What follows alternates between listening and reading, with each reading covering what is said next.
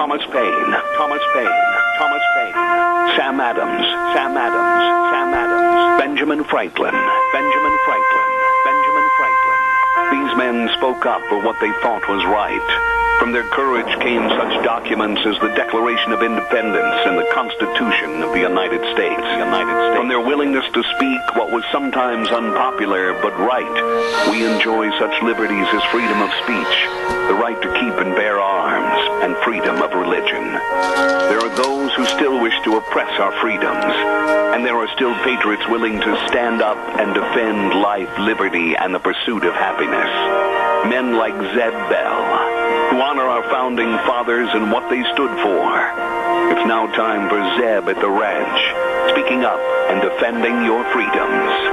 Brought to you by Magic Valley Les Schwab Tire Centers and all of the other great advertisers on the program.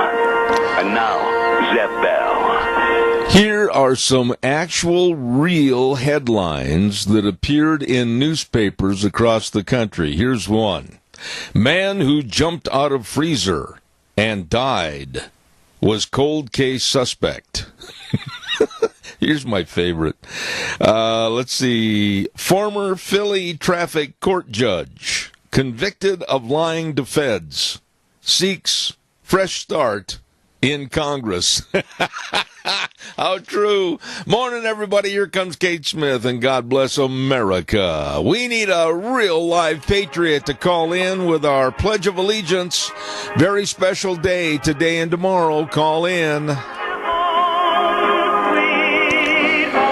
And a good morning to you and yours. I'm Zeb Bell with Zeb at the Ranch on this Wednesday, June the 5th. And good morning to you. Welcome back to our program.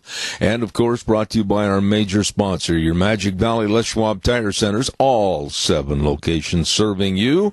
And, of course, don't forget, too, some of our great advertisers like Burley Physical Therapy and Rehabilitation at 1263 Bennett Avenue, Suite 2 in Burley, helping you get back to being you. Right now, let's go to the phone line and have our Pledge of Allegiance. Good morning. Good morning.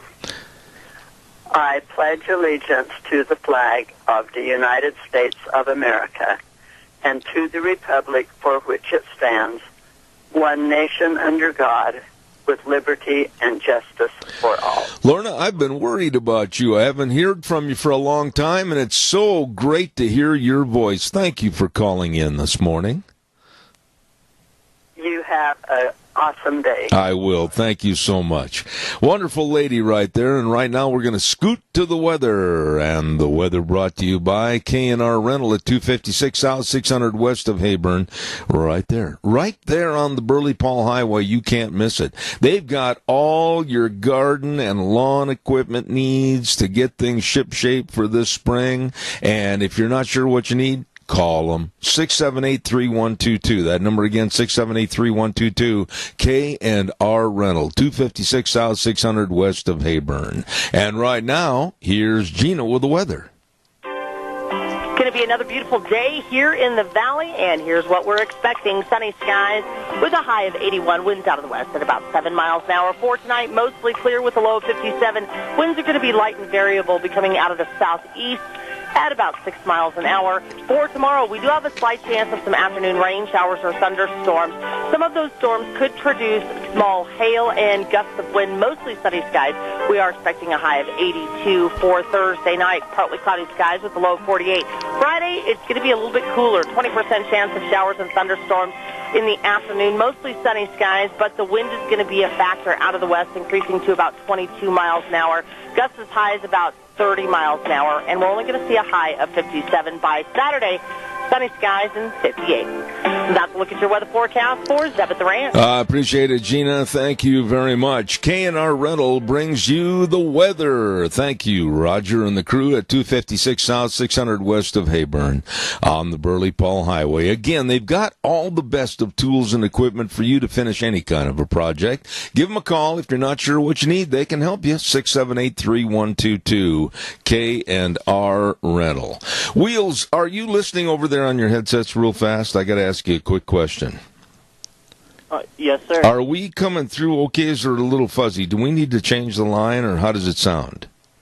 No, I think it sounds perfectly Okay, fine. good. We were getting a little feedback and fuzz, and I just wanted to check with you. Thank you, Wheels. Appreciate all you do, buddy. Thank you.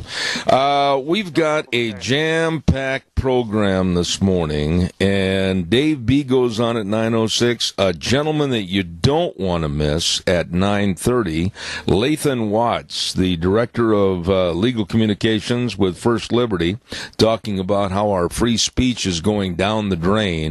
And then at 10:06 up until 11, we're going to have Dave Roper, noted farmer and agriculture specialist and spokesman, is going to be on the air at 10:06 this morning. So a lot of good people going to be here. Want to remind you about Ramsey Heating and Electric at 2600 Overland Avenue in Burley. The number to call, 678-0459. They have literally all of your heating, cooling, and electrical needs, and they have had for over 6 decades serving you. And the number to call if you have questions, 678-0459. They're open 7:30 to 5 Monday through Friday. Ramsey Heating and Electric in Burley, where they provide warm winters and cool summers. One more of our great advertisers, and then I've got something very special I want to talk about this morning. Caller, stand by. Denny's Restaurant, America's Diner at 611 North Overland in Burley, and another location to serve you and feed you at 291 Pole Line Road in Twin Falls. Oh, the new menu choices. Oh, delicious food. Great people serving you. You're going to love it. Stop in today and enjoy everything on the menu, and you'll thank me for it. It's the home of Zeb's Lunch Bunch, and that's Denny's Restaurant, 611 North Overland in Burley. They are America's Diner. Caller, good morning. You're on the air. Good morning, Zeb. You know, my wife is one of the most kind and gentle persons that you'll ever meet. And, she just looks for the best in everybody. But I'll tell you what, this one advertisement that Joe Biden has got her up in arms. I mean, she is really mad about it. And it's that sign that says, Biden, President.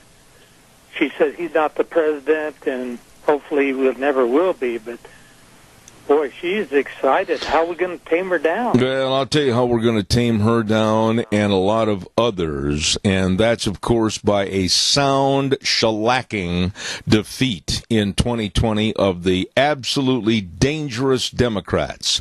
That's the terminology I'm going to use right now, and I refer to any Democrat, whether they are state, whether they are regional or national. I'm going to go after them like a cat to a plate of milk. Their policy, their platform of hate and regression has got to stop. And you're going to be hearing me until they pull the plug on this program. I'm not going to weaken on this. I absolutely, and I'm going to use this word, hate what they stand for. Oh, my wife appreciates hearing that, I'm sure. But this guy is gone nuts now. He's so afraid of OAC or whatever her name is, that he is shaking in his boots, and so he's going to go along with everything she wants, and that's going to be his demise. Well, hopefully it'll be the Democrats' demise, and I mean that. I don't want to see one Democrat, and I'm going to be very fair here. I don't want to see certain Republicans reelected either. There's an ad out that's being put out by a group of Republicans that don't like Trump, and they're going after him and over the Mueller report, etc. And I just have no respect because they have no respect. Keith, I appreciate it. Go give Nancy a hug. I've got to pay some bills. Thank you so much. I'll do that. All right. Thank you, sir. I'm going to get into something very serious in a moment. Burley Physical Therapy and Rehabilitation. I'm going to talk about first and foremost at 1263 Bennett Avenue, Suite 2 in Burley. I'm going to run down there this afternoon right after lunch, as a matter of fact, to help take care of some of my aching and paining. They do a wonderful job. Nick Greenwell and all the physical therapists, very highly qualified people, very professional. Burley Physical Therapy and Rehabilitation at 678-1191. That's the number you can call to make an appointment to go in and let them help you get back to being you. They are the best at what they do. Located at 1263 Bennett Avenue, Suite 2 in Burley. Don't forget, Burley Physical Therapy and Rehabilitation, 678-1191. Caller, good morning. You're on the air. Go ahead, please. Yes, good morning, Zeb. Just look at the accomplishments that Donald Trump has made. 30, 40 accomplishments for the country. Everybody's benefited. Yep.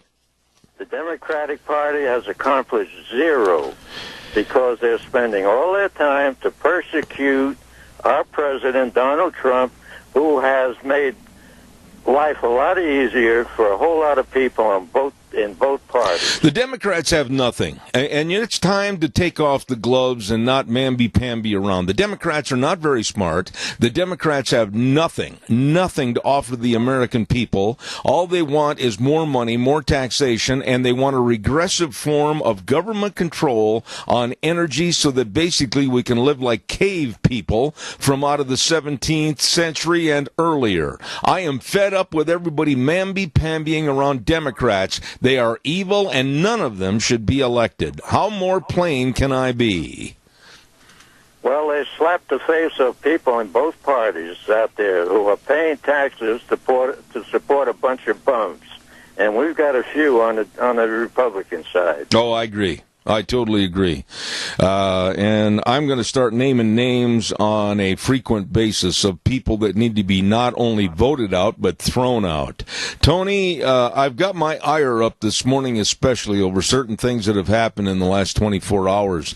So don't expect me to be calm and cool today, because I'm not. Well, I'm standing behind a wall. I know how you are. Thanks, Tony. God bless you, man. Thanks. Okay. All right. Bye.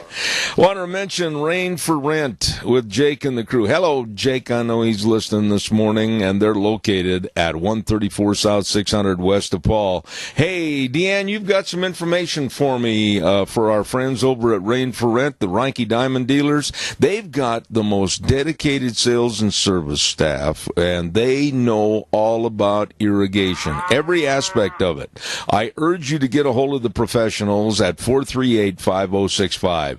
Rain for Rent with Jake Spalding. And, ask them about those telemetry annex boxes that work with any pivot that can set up right through your phone, and you be sitting there at a restaurant or whatever, and you can handle everything. They're the pros they know at Rain for Rent. You give them a call today, 438-5065. Caller, I'll be right there. Please stand by, because I also want to tell everybody quickly about Ark Animal Hospital.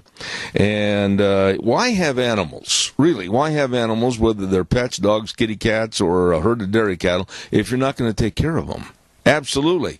And to better take care of them, to make sure that they remain healthy and retain their health, get a hold of the pros, and that's, of course, Ark Animal Hospital. Dr. Bill and the rest of the crew at 750 21st Street near Connection Credit Union in Hayburn. Number to call, 678-1177. Don't forget, Ark Animal Hospital. And there's so many things to take care of, all their vaccinations, the dewormings, everything. Ark Animal Hospital, 678-1177, where they have the warm hearts for the cold noses. Caller, good morning. You're on the air. Good morning, Zeb. I've thought about this over the last couple of days, but our society is now an aristocratic. I can't pronounce the word. Like back over in England, where they had the hierarchy and the serfs and everything, little by little, both the Republican Party and the Democratic Party are up on top of the food chain. They're taking the money from the guys who are actually doing the work, and they're up there pretending to make their little bills and little changes to make everything better, but then yet someone from down below who worked his way up there now is president, and now he's making changes, and now they're mad because the game's up. Yeah. He's proven the game's up, and he's unraveling everything that they've built, and that's just my thought on the whole problem. Well, I can tell you this much, Riley, that when you have idiots And that's what they are. Joe Biden, Alexandria Ocasio-Cortez, and all the others on the Democratic Party that want to take us off of fossil fuels and turn us into a nothing but clean, green energy of solar and wind power ain't going to happen. You're going to see the demise of agriculture. You're going to see the demise of transportation across this country. You're going to see the demise of rural living. You're going to see people that absolutely are going to just have to walk out of their homes and try to find living in major metropolises because they can't go anywhere, do anything. These people are idiots. I underline the word, and I'm very upset about the Democratic policies because they are nothing more than taking money out of our pockets and trying to rule us with socialistic values, and they are not worthy of being a dog catcher. I agree with you. There is no such thing as clean energy. There is going to be a mess somewhere along the line. You want to talk about electric cars, people? Fine. Where do you think the batteries come from? That's right. What do you think is going to happen when those batteries catch fire? What are you going to do with the batteries when you're done with them? There is nothing that is clean energy. No, to process and build all the wind towers and everything else, all the solar panels, you need to have a heat-based energy system, probably through coal or whatever. They don't tell you all this stuff. But this regression attitude that they want to put us into, and Biden's talking about $1.7 trillion, that's with the T, folksies, $1.7 trillion, that's idiocy. It's absolute idiocy to regress like that and charge people more money. I agree. I listened to a little bit of his speech that he had. That was on the radio yesterday, little snips here and there, and I was in and out of the truck. But from what he was saying, he sure wasn't helping his cause of getting elected. That's for dang. Well, I hope not. Imagine somebody is his age with his, I thought, knowledge that he had to talk so foolish. Well, uneducated about things. He's just one of many clowns that are running for the circus nominee of being the Democratic president. Riley, thank you so much. I appreciate your call. Lock the doors on the clown car. Okay, right. Thanks, Riley. Appreciate it. I want to remind you about Ramsey Heating and Electric and Lennox Home Comfort Systems, all teamed up, and they are offering up to $1,700 in rebates on new home comfort systems. All you got to do is call Ramsey Heating and Electric today at 678-0459 or visit them online at ramseysonline.com. Terms and conditions apply. See the dealer for details. Ramsey Heating and Electric and Lennox. Really good people. Oh, by the way, don't forget on Mondays, excuse me, I got a frog in my throat this morning. On Mondays at 8:30, we give away cookies from Sophie's Chatterbox at 530 East Street in Rupert. Delicious bakery. Outstanding restaurant. Wow, it's all there for your enjoyment at Sophie's Chatterbox in Rupert. Don't forget the cookies on 8:30 Mondays with the trivia question from Sophie's. I want to say this. What a sacrifice. Caller, you're going to have to wait a minute, so stand by, hold on. What a sacrifice for me and for you. Thousands died in a surge for freedom on D-Day 75 years ago tomorrow. Heroes, extreme bravery, total commitments to defeat evil. I will not be on the air tomorrow. Sharon's going to be filling in for me, but I want to take this time. I want to take this time to salute and give my heartfelt thanks to the brave, unselfish soldiers that gave their lives for me. Tomorrow, June 6, 1944, Rendezvous with Destiny, and the bravery that was shown on Omaha Beach, Utah Beach, other landings. Our soldiers waded through total hell. 90% of the first wave of our soldiers died, machine gunned down in the water. Parents, tomorrow is a day that you can do the right thing. Parents, tomorrow is the day that you can tell your kids about real heroes, not the phony action figures. And you can talk about what really happened for them, your children. Let them learn respect for what has been given to them. This morning early, I watched about 300 veterans that are still living from World War II's D-Day invasion. And they gathered at a ceremony in London.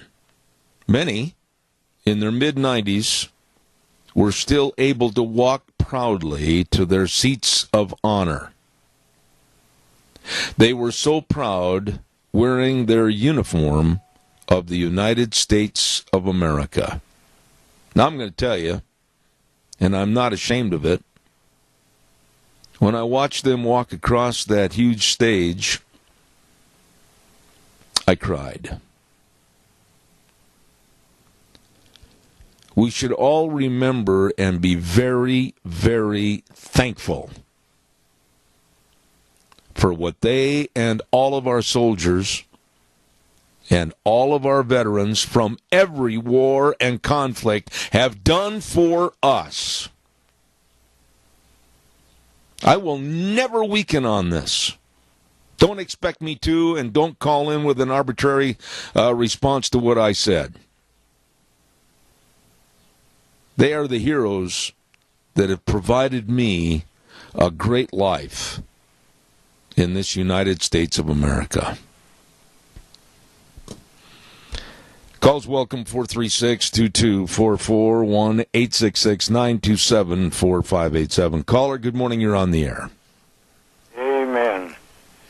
The menu for the senior center today is chicken fried steak, mashed potatoes and gravy, mixed vegetables, and yummy dessert today because they're not letting out the secret, but it'll be good.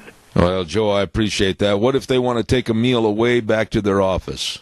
So just call in, and for $5 I can have the best meal in town. Well, I appreciate your call, Joe. I'm sorry that I held you on hold for a while, but it's something about D-Day tomorrow that I really wanted to say. Yes, needed to be said, and I remember that day well.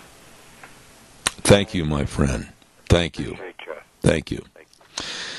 Great man right there, Joe Taylor. No, there are certain things that I'm never going to change on. I wouldn't have what I have today.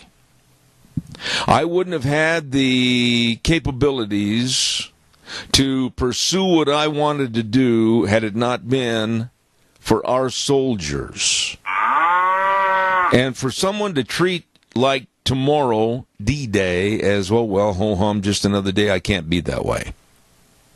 I absolutely salute any and all that have served in our military.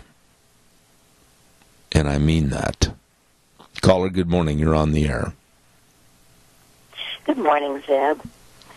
My dad served in World War II in the 76th Finance Division. And he tells a story that always sends chills up and down my spine. He was not directly involved in D-Day. He wasn't in the battle, but he followed the troops through France after D-Day because he took care of part of the finances, and took care of their payments and changing currency. He said on Sunday he was in a camp on the Channel, and they took them down to what they called the Hards. And he said you could look across the Channel, and there were boats of every description as far as you could see. And they said, there's going to be an invasion. We will not tell you when, but we wanted you to see what you've been working toward. Then they took them back to where they'd been in camp, locked them into the camp, and Dad used to sit up reading at night, and he was sitting up, he said, about 10 at night, and they started to hear planes going over. And he said to the boys, there they go, boys. Yeah. And then the next morning, he said you could hear the big guns across the Channel. You know, his service meant so much to him that he has the 76th Finance Division emblem and the word 76th Finance Division on his grave marker. It takes so many people with so much diversification of service, like your father and everyone else, to make such a success out of fighting evil in World War II. And I absolutely commend you, and I say thank you to your father for everything that was done, literally, for us. And I hope, Linda, and I pray that parents will take the time tomorrow to sit down and have a parental moment with their kids and teach them and tell them about how valuable the remembrance of D-Day really should be. Yes, because so many of the people that now are trying to make our laws and tell us what is right lack wisdom. They lack the ability to see consequences.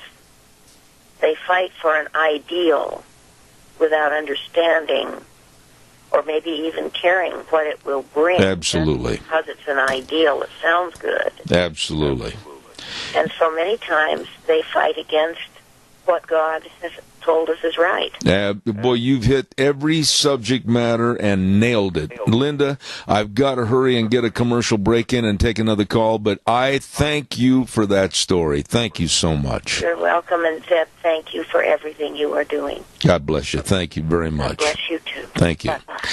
Nice lady right there. Caller number 2, I'll be there. I'm a hurry, and I'll be right with you. Stand by. Barry Equipment and Rental Sales, Service, and Parts. Don't forget, they're located at 159 West Highway 30 with a big sandbox out behind. So if you rent the equipment, you can figure out how to run it. They will help you. They've got another address at 465 Addison Avenue West in Twin Falls, and, of course, the Nampa location for all the equipment you need for lifting and digging and pushing and carrying. I'll tell you what, they've got it all.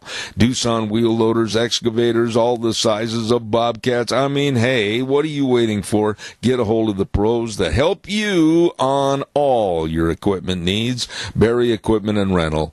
Burley, Twin Falls, and Nampa, you get a hold of them today. And real quick, I want to acknowledge our friends at Dino Septic Service.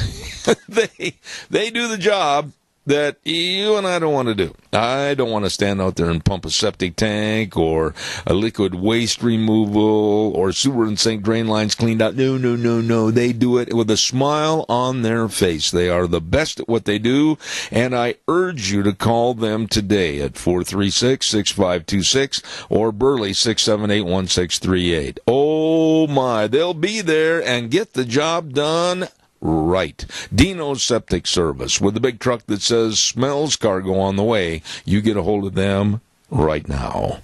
Caller, good morning, and I apologize for taking so long. Go ahead, please. No, I don't mind. Linda and I have very similar backgrounds because we came to this area because of the Veterans Farm project that they gave. Those farms were hard work. Anyway, my dad was a veteran of the Second World War and was in the Pacific Theater. And yet, he said, we knew exactly what was happening everywhere else in the world. They made sure that the soldiers heard about what the soldiers in the other parts of the world what was happening to them.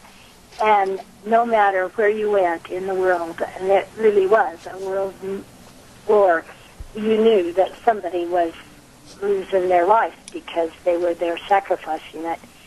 And I am so proud that my dad served. And I have three brothers that have served. And I don't know about the next generation, but we've all got to serve and be proud and tell the stories to our kids. Absolutely. About how lucky they are to be a part of this nation. But you know what? It takes sacrifice to make it a great country. You know, Chris, that was so well stated. Thank you. And to your relatives and father, all your family that served, thank you so much for your comments this morning. God bless you. Thank you. Thank you. You know, I'm going to take that call in just a minute, but I want to ask you to maybe take some time today and go online if you don't have any books that show or tell about our military in all the different wars and conflicts. And if you have an opportunity, look at some of the pictures. Look at some of the pictures of the soldiers that were in the boats that were launched to land on the beaches at Normandy, Utah Beach, Omaha Beach, etc. Just look at their eyes. Military photographers did a lot of photo shooting to make history with what actually happened with cameras and film. But just take the time to look at the eyes of our soldiers as they're headed for maybe eternity. Look at their eyes. Caller, good morning. You're on the air. Good morning, Zeb. You know, and we pay respect to those that have died in all the wars. And I want to reflect back to our war for independence, the Revolutionary War. And here were these dedicated patriots. They were much like storming the beach of Normandy in so many ways, because here was Washington's ragamuffin army, and that's what they called it. And Valley Forge, I mean, the brutal cold and the conditions there were unbelievable. And so, but they knew that they had a greater purpose than their own personal lives to be able to forge, and that was the motivation that helped win our independence, have the American flag we have today, and have the freedoms and the liberties that we take too much for granted. Well, there's no question, Adrian, going all the way back to the Civil War and our fight for independence, etc.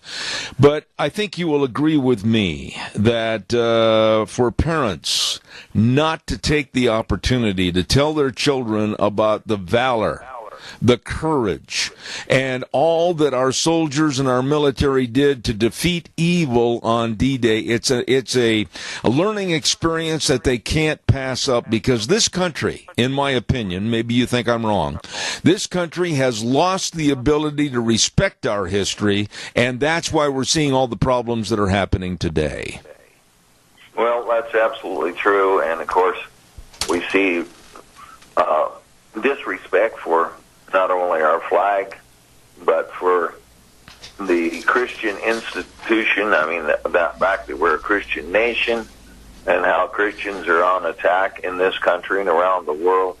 It's just all part of, I think it's just evil, satanic influences, and we really need to stand proud. And when my Sunday school class, church, I said, when you see that flag, you put your hand on your heart and think of the brave men and women that have died so that we could assemble today in Sunday school class. Amen. Think about that. You know, Adrian, I appreciate your comments. I've got another call waiting, but to all the people, and you especially always have good remarks, thank you for your comments this morning, because there's so much that you and I have to be thankful for those that have gone on before us. Thank you, Adrian. Appreciate it. Well, absolutely. You bet. Thank Have you. a great day.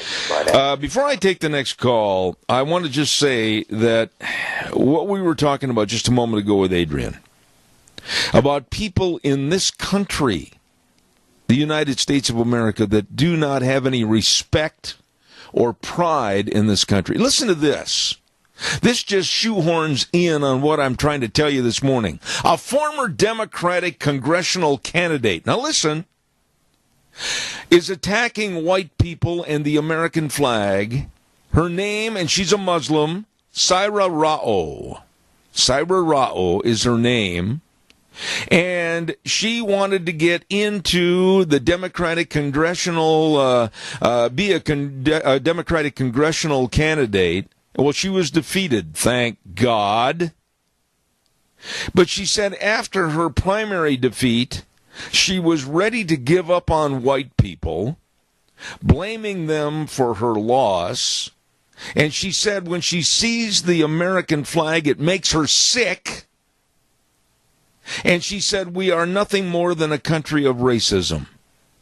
And she wanted to become a Democrat in Congress. Thank God she was beat. Caller, good morning. You're on the air. Good morning again. You know, in 1941, when the war broke out, my father had just lost his wife, and he had 2 children, my sister and I. And he was called to the shipyards in Alameda, California, because he was a welder. And he did that job for 4 long years while the war was going on. And there was no place to live there, so he couldn't have his family near him. And it was his sacrifice because he could not go to war because of his family. But people like my father that were very, very much a part of the war effort all through, especially in the Pacific. And you probably have family that did the same thing. That's right. But one thing that was real tragic about it is in 1945, when the war ended, all of a sudden you had all these people there in Alameda, California, didn't have a job. I mean, there was no need for ships any longer. Well, there was a total commitment by the entire population of the United States.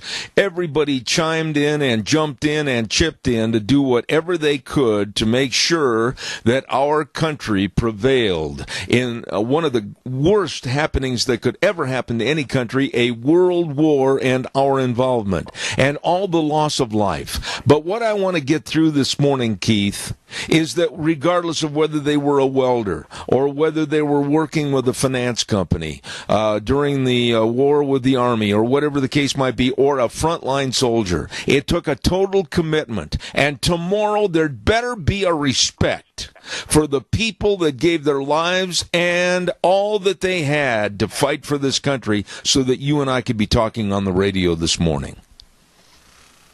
That's right. They give all they had to try to make this country great again, just like President Trump's trying to do now. I appreciate your call back, my friend. Thank you so much. Thank you.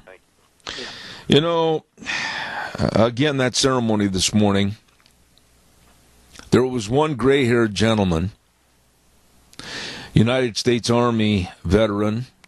I think they said he was 96 years old. And he stood so tall and so erect and so straight. And he marched out to his seat of honor when his name was called.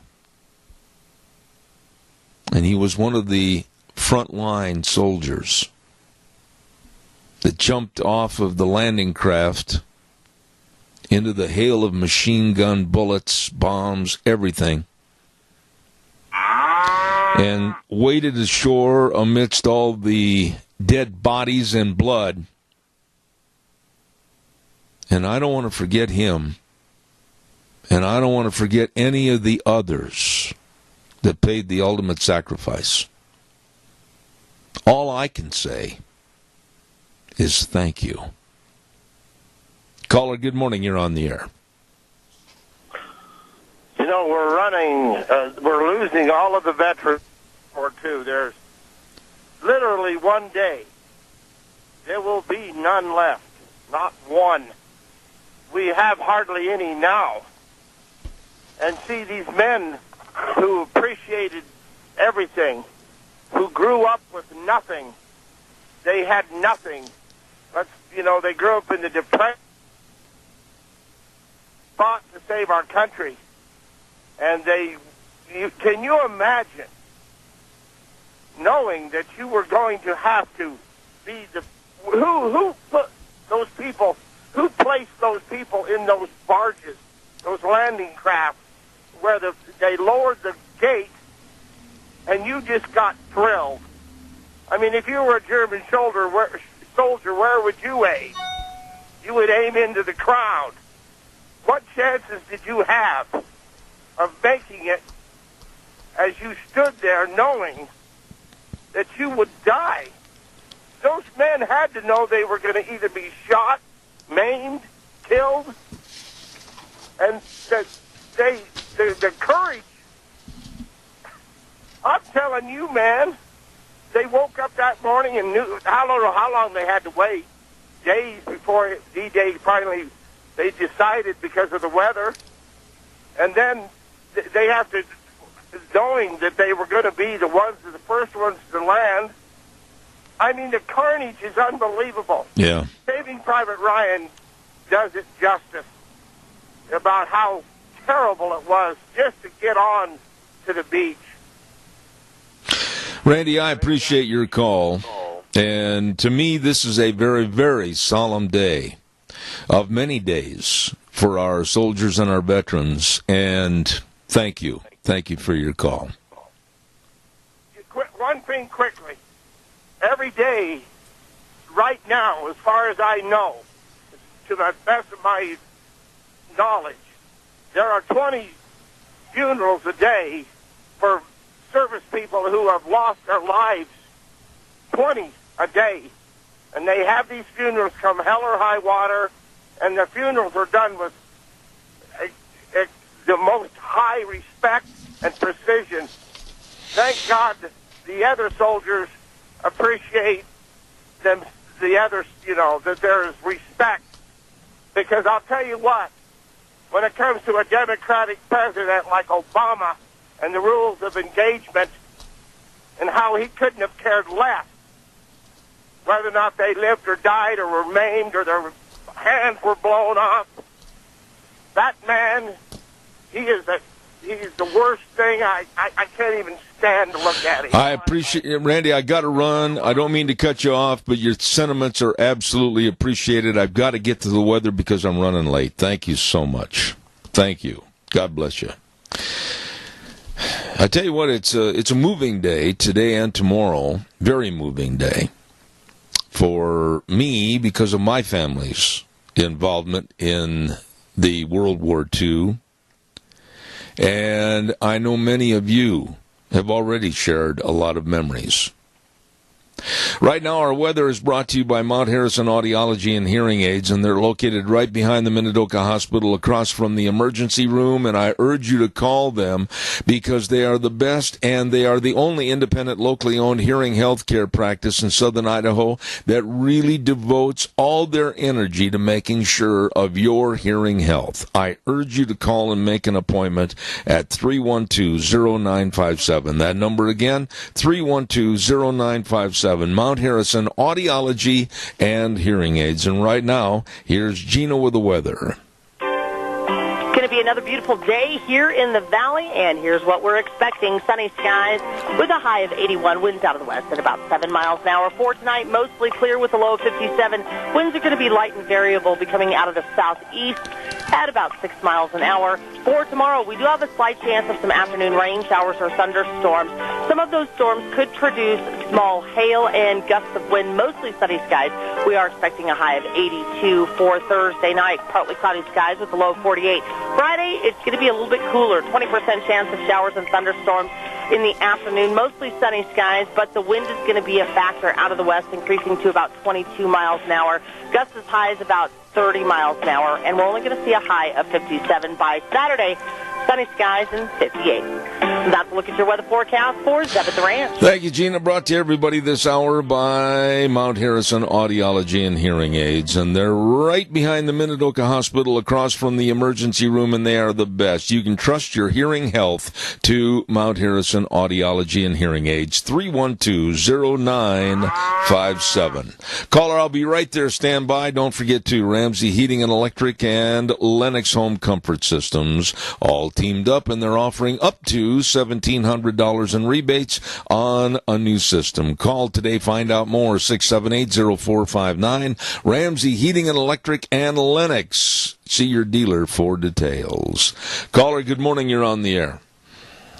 Sir, I'm so proud of all of our World War II servicemen. I can't imagine what was going through their minds, knowing they knew what they were facing. And they were so brave and so patriotic. I am just glad it did not have to call on the youth of today to do the same thing. You know, somebody else said that to me this morning prior to going on this broadcast. And, you know, I certainly am not going to arbitrate with you, a dear friend, but I'm just going to throw this out. You know, there are so many people, Doug, that we criticize and we say that the younger generation isn't this or that, but we really don't know. And you stop and think about it. Nobody's ever been tested of that generation to the point where they've been handed everything literally and been given everything and have many more options than most other generations. And so we really don't know what would happen with an extreme emergency of trying to put them on the front line of an emergency situation to protect this country. I'm like you. I'm very wary and I'm very afraid, but I'm hoping and praying that good would pronounce itself over evil. Exactly.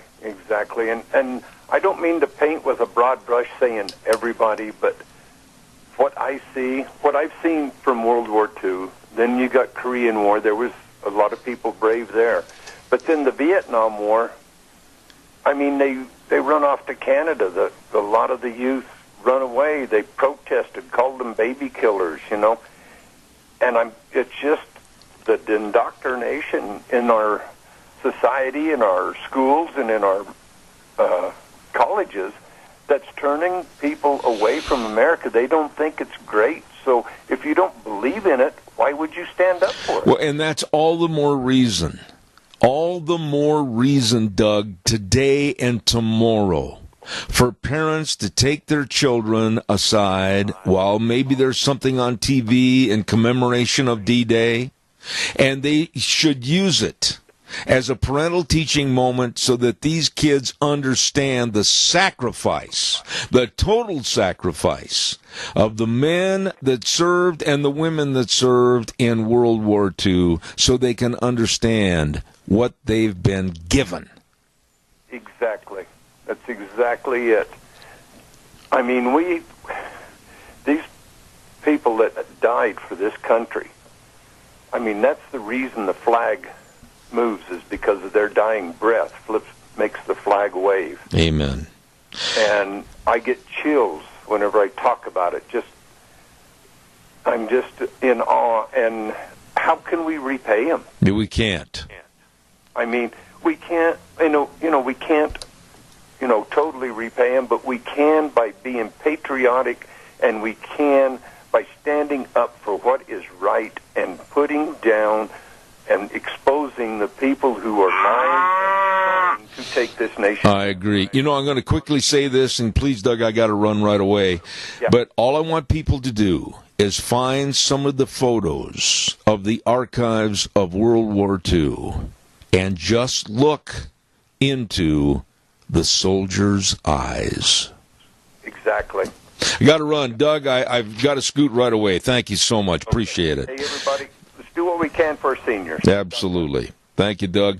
Hey, by the way, caller, I'll be right there. I want to remind everybody about our major sponsor. They are absolutely the best at what they do, and that's not brag, that's a fact. I'm talking about your Magic Valley Les Schwab Tire Centers, all 7 locations serving you with all the safe tires you need for your driving. I mean, we're talking tires like the Open Range AT for your pickups and SUVs, Superior Braking Quiet Ride. Check it out today. Many, many, many of the tires at your Les Schwab Tire Centers are on sale right now. Check it out. Along with the best in brake service, front end alignment, shocks and struts, and batteries. But service always always number one for you. With Lane and Rupert, Dave on Blue Lakes and Twin, Mike and Buell, Mike and Jerome, the Twist family and Paul, Daniel on Poline in Twin Falls, and Trent on Overland in Burley, your Magic Valley Les Schwab Tire Centers. Caller, I've got exactly 45 seconds. Go.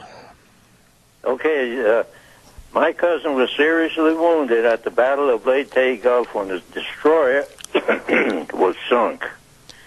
And there's Navy guys out there remember what happened. And one time he told me, he said the waters were so full of blood, the sharks were pulling the guys off the rafts. And this is one hell of a sacrifice. Absolutely. You know, Tony, thank you again for calling back. You've been one of our great listeners, and I appreciate it. God bless you and Mary. Thank you so much. Okay, thank you. Thank you. Bye. Just remember, parents, tomorrow could be the best teaching moment you'll ever have. To really explain to your kids the value of being an American citizen and the sacrifices that were made for us. I'll be back in about 7 minutes. Oh, welcome back. Hour number 2. Zeb at the Ranch on a Wednesday, June 5th already. And, of course, brought to you by our major sponsor, your Magic Valley, Les Schwab Tire Centers. All 7 locations serving you with the best in safe driving tires. You stop in and see them today. Along with some of our great advertisers like Burley Physical Therapy and Rehabilitation at 1263 Bennett Avenue, Suite 2 in Burley. Helping you get back to being you. Right now, my old buddy Wheels, this good word for Western Waste. From the canyons of the Snake River and all across southern Idaho, we're always at your disposal. Western Waste Services, we care about our community, our resources, and this free land. Western Waste Services is lending a hand, always at your disposal. Western Waste Services, and they want you to remember that they've got all the dumpsters in various sizes. Like you can park one out your back window, open the window up, and just pitch and throw, pitch and throw, pitch and throw. That's what I have to do from my office. But remember, they've got all the dumpsters. They'll deliver one to you. You fill it up, and then they'll come and get it. Wonderful, wonderful service from people that want to help you get rid of your garbage. Western Waste Services, always at your disposal. Call them at 734-6969. Want to remind you, too, about Ramsey Heating and Electric and Lennox, all teamed up to help you with your home comfort systems, and they're offering up to $1,700 in rebates on a new system. All you got to do is check it out. Low monthly payment financing options. Call Ramsey Heating and Electric today at 678-0459. Terms and conditions apply. See the dealer for details. Ramsey Heating and Electric and Lennox. Don't forget, coming up next hour at 10 o'clock, one of the most noted ag experts that we've had on our program, and that's Dave Roper, a farmer and rancher from the Kimberly area, is going to be on, and looking forward to a great conversation next hour at 10:06. Don't forget, too, Hanson Mortuary at 710 6th Street in Rupert with our, our dear friend, Joel Heward, his family, and his staff serving you. Now, they acknowledge the solemn responsibility that they have to provide the families they serve with the best possible support and comfort, and always upholding the highest ethical standards with unquestioned integrity. I urge you to call them when there's the passing of a loved one. They can, and they will help you. 436-5636, the number at Hanson Mortuary, 710 6th Street in Rupert, and Joel Heward also serving you and your family at Morrison Payne Funeral Home on East Main in Burley. Right now, we're going to go to the phone line. And on this day before D-Day, remembrance of 75-year anniversary, I say good morning to a very, very dear friend, and that's Mr. Dave Bego. Dave, good morning, sir. Well, good morning, and all of our thoughts and prayers go out to those people on D-Day that fought for America.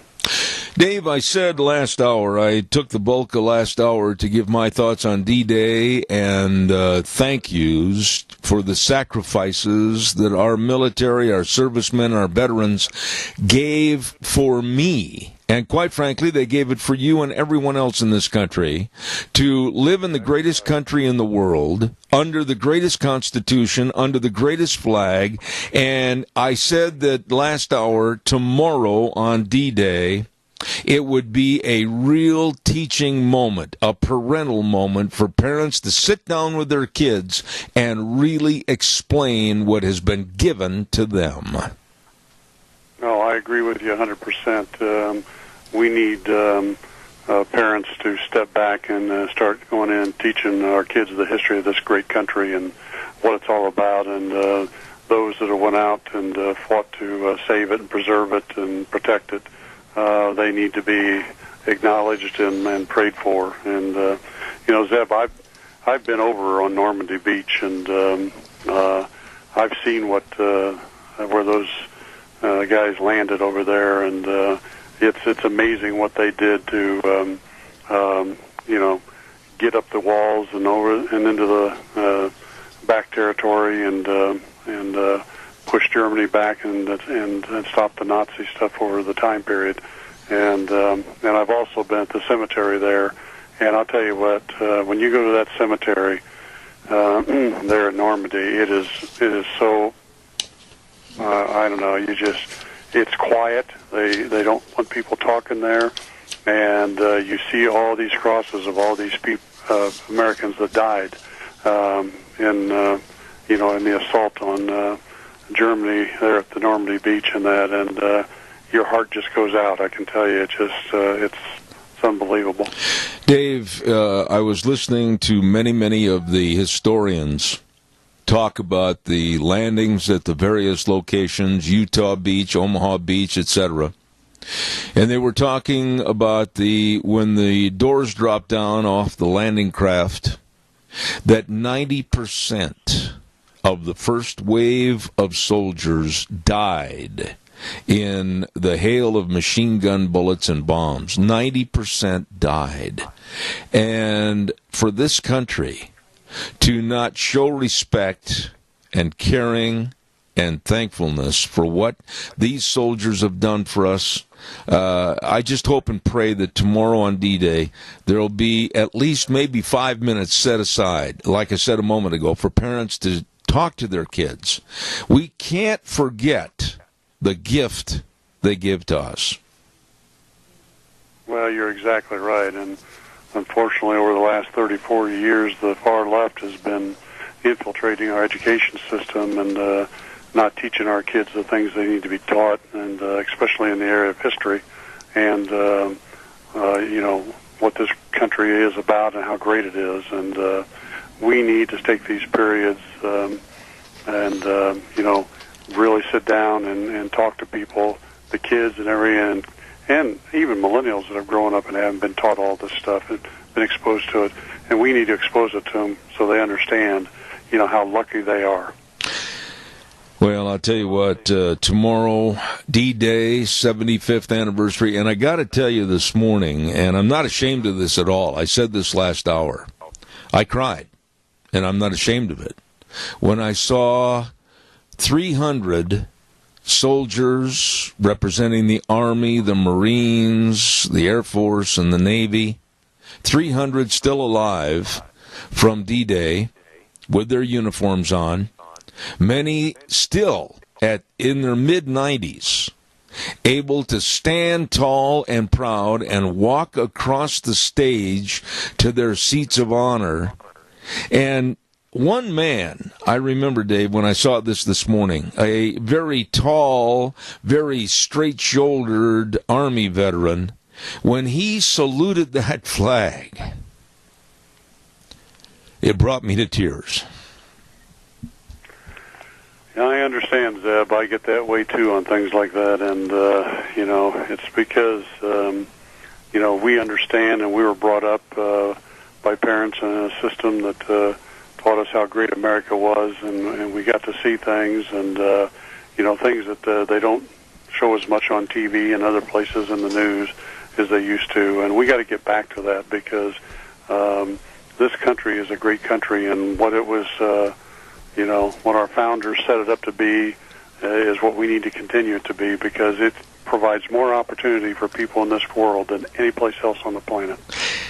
And yet, when we talk about what's coming forward for our elections in 2020 to put a person either back in the Oval Office, i.e. Donald Trump, or, Lord help us, not with one of the Democrats that have jumped out of the clown car, it just makes me wonder and worry about this country, its value systems, its power, its energy, its ability to help others. Man, I'll tell you what, we are living in a time right now where there can't be any mistakes. There can't be any oops. And I'm sick and tired of listening to the Democrats talk about regressing and taking more money out of my pocket. Yeah, well, Zeb, that's all their way of, moving towards taking over this country, and that's what they want to do. And, they think they know everything, but the truth is, and I've seen a few articles lately here where some Democrats and other people are starting to wake up to the fact that, what they're pushing for, socialism, really isn't good, and it doesn't work. And I think that we got to keep plugging away at informing and educating people and exposing the lies on the other side. The point is, Dave, that right now I was listening to a very well done summation, if you will, about energy in this country and where we have been, where we are now, and what it could be and should be in the future. We are the energy leader in the world today. And for all of a sudden, someone as distasteful as Joe Biden or Kamala Harris or Cory Booker or wild-haired Bernie to become president and put us into the regressive attitude of living in a cave and burning buffalo dung if we're lucky. I mean, how dumb can the American people possibly be to put their check mark next to one of those names that is going to take more money but give us so much less? Well, Zeb, it all comes back to what I've told you, what I went through when I was under attack. And when they're talking to these people, they throw stuff out there that's positive and sounds good, and promises that they're going to get this and that and everything else. And unfortunately, these people, a lot of them don't really go and investigate and look into what these people are really saying about, climate change and all that kind of stuff, and why they need to do it. And all they're listening to is, oh, yeah, this is going to be good for you, and we'll make sure you get this and all this kind of stuff, and it'll make it easy on you. And all they do is brainwash them and throw this stuff out here and these promises, so-called promises, so that they can get the votes. And that's what this is all about. It has nothing to do with the climate. It has everything to do with politics. I'm going to say this right now, and I don't care who's offended. I mean, I pay for this program, and I'll say as I wish in a free speech society.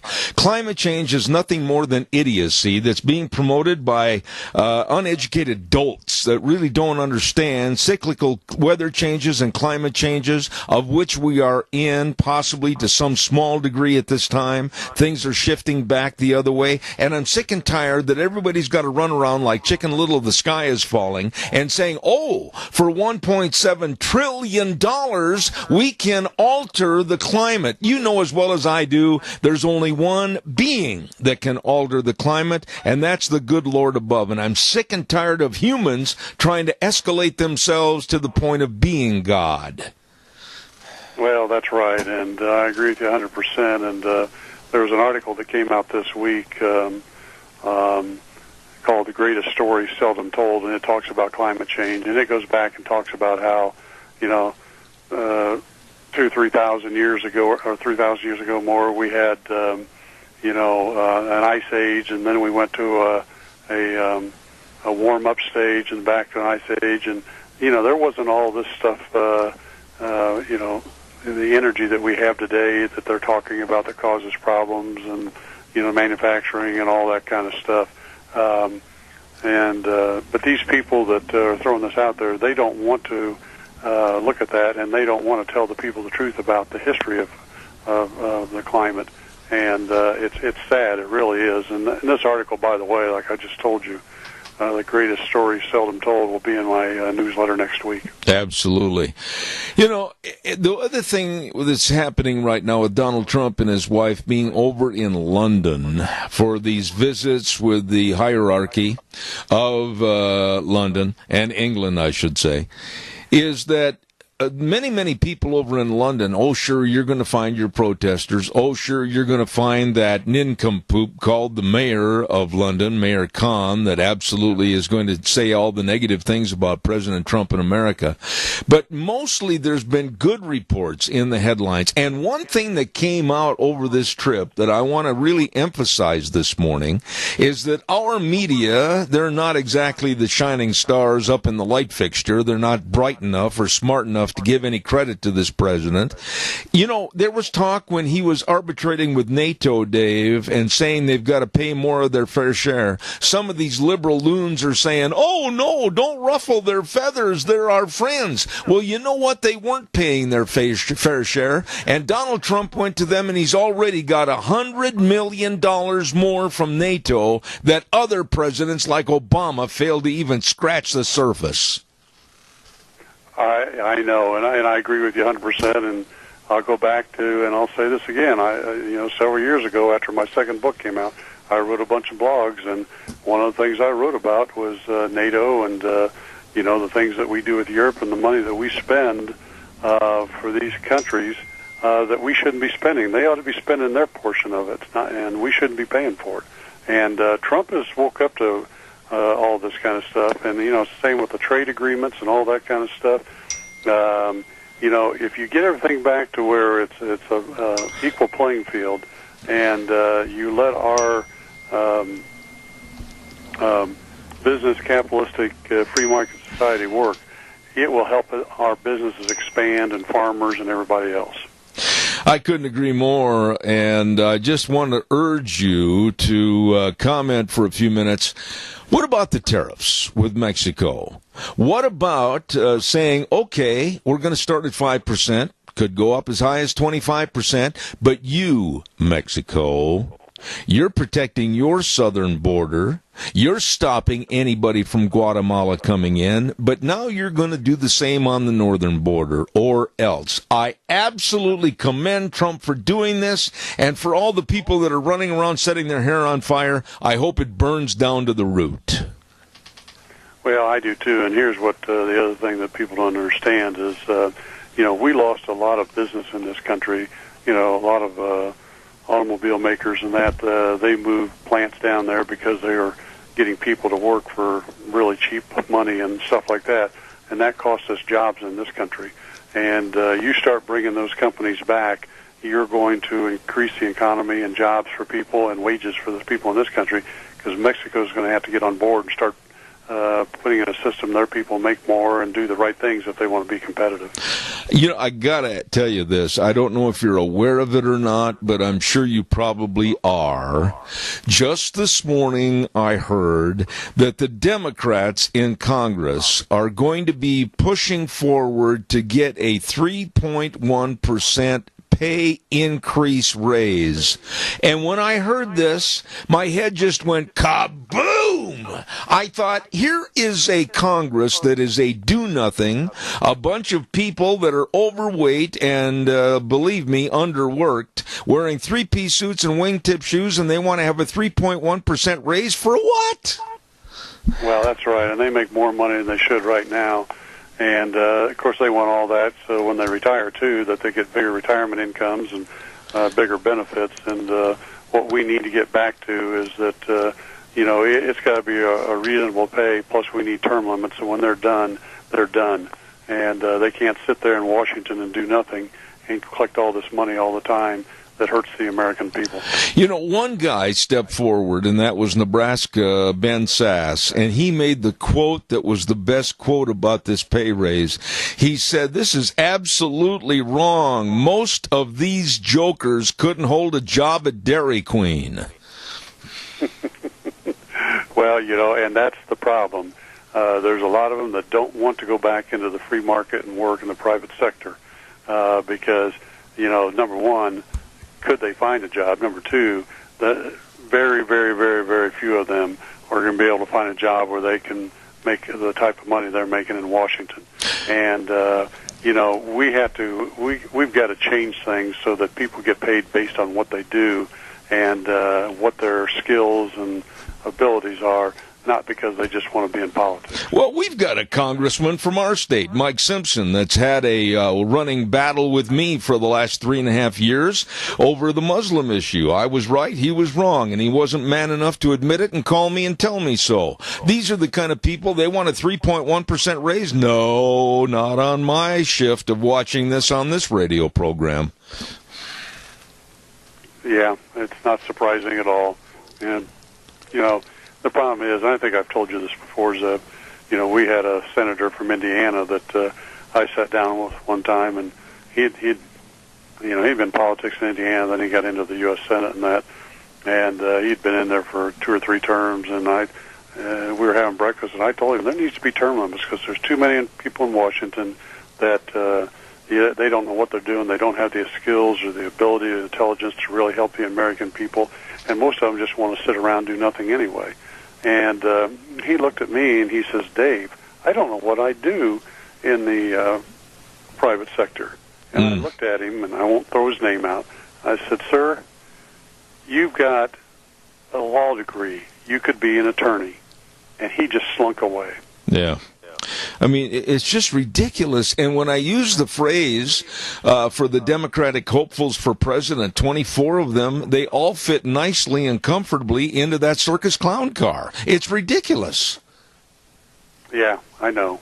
And a lot of those have been, you know, gone after by the unions and the far left because they're using these people to throw out the agenda, socialism, and, you know, we're going to give you this, and we're going to do this for you, so that they brainwash people and get the votes. And that's why you see so many of these people that have been recruited by the left and the you know, the unions and that to do this kind of stuff. And I got to tell you something real quick about the unions too.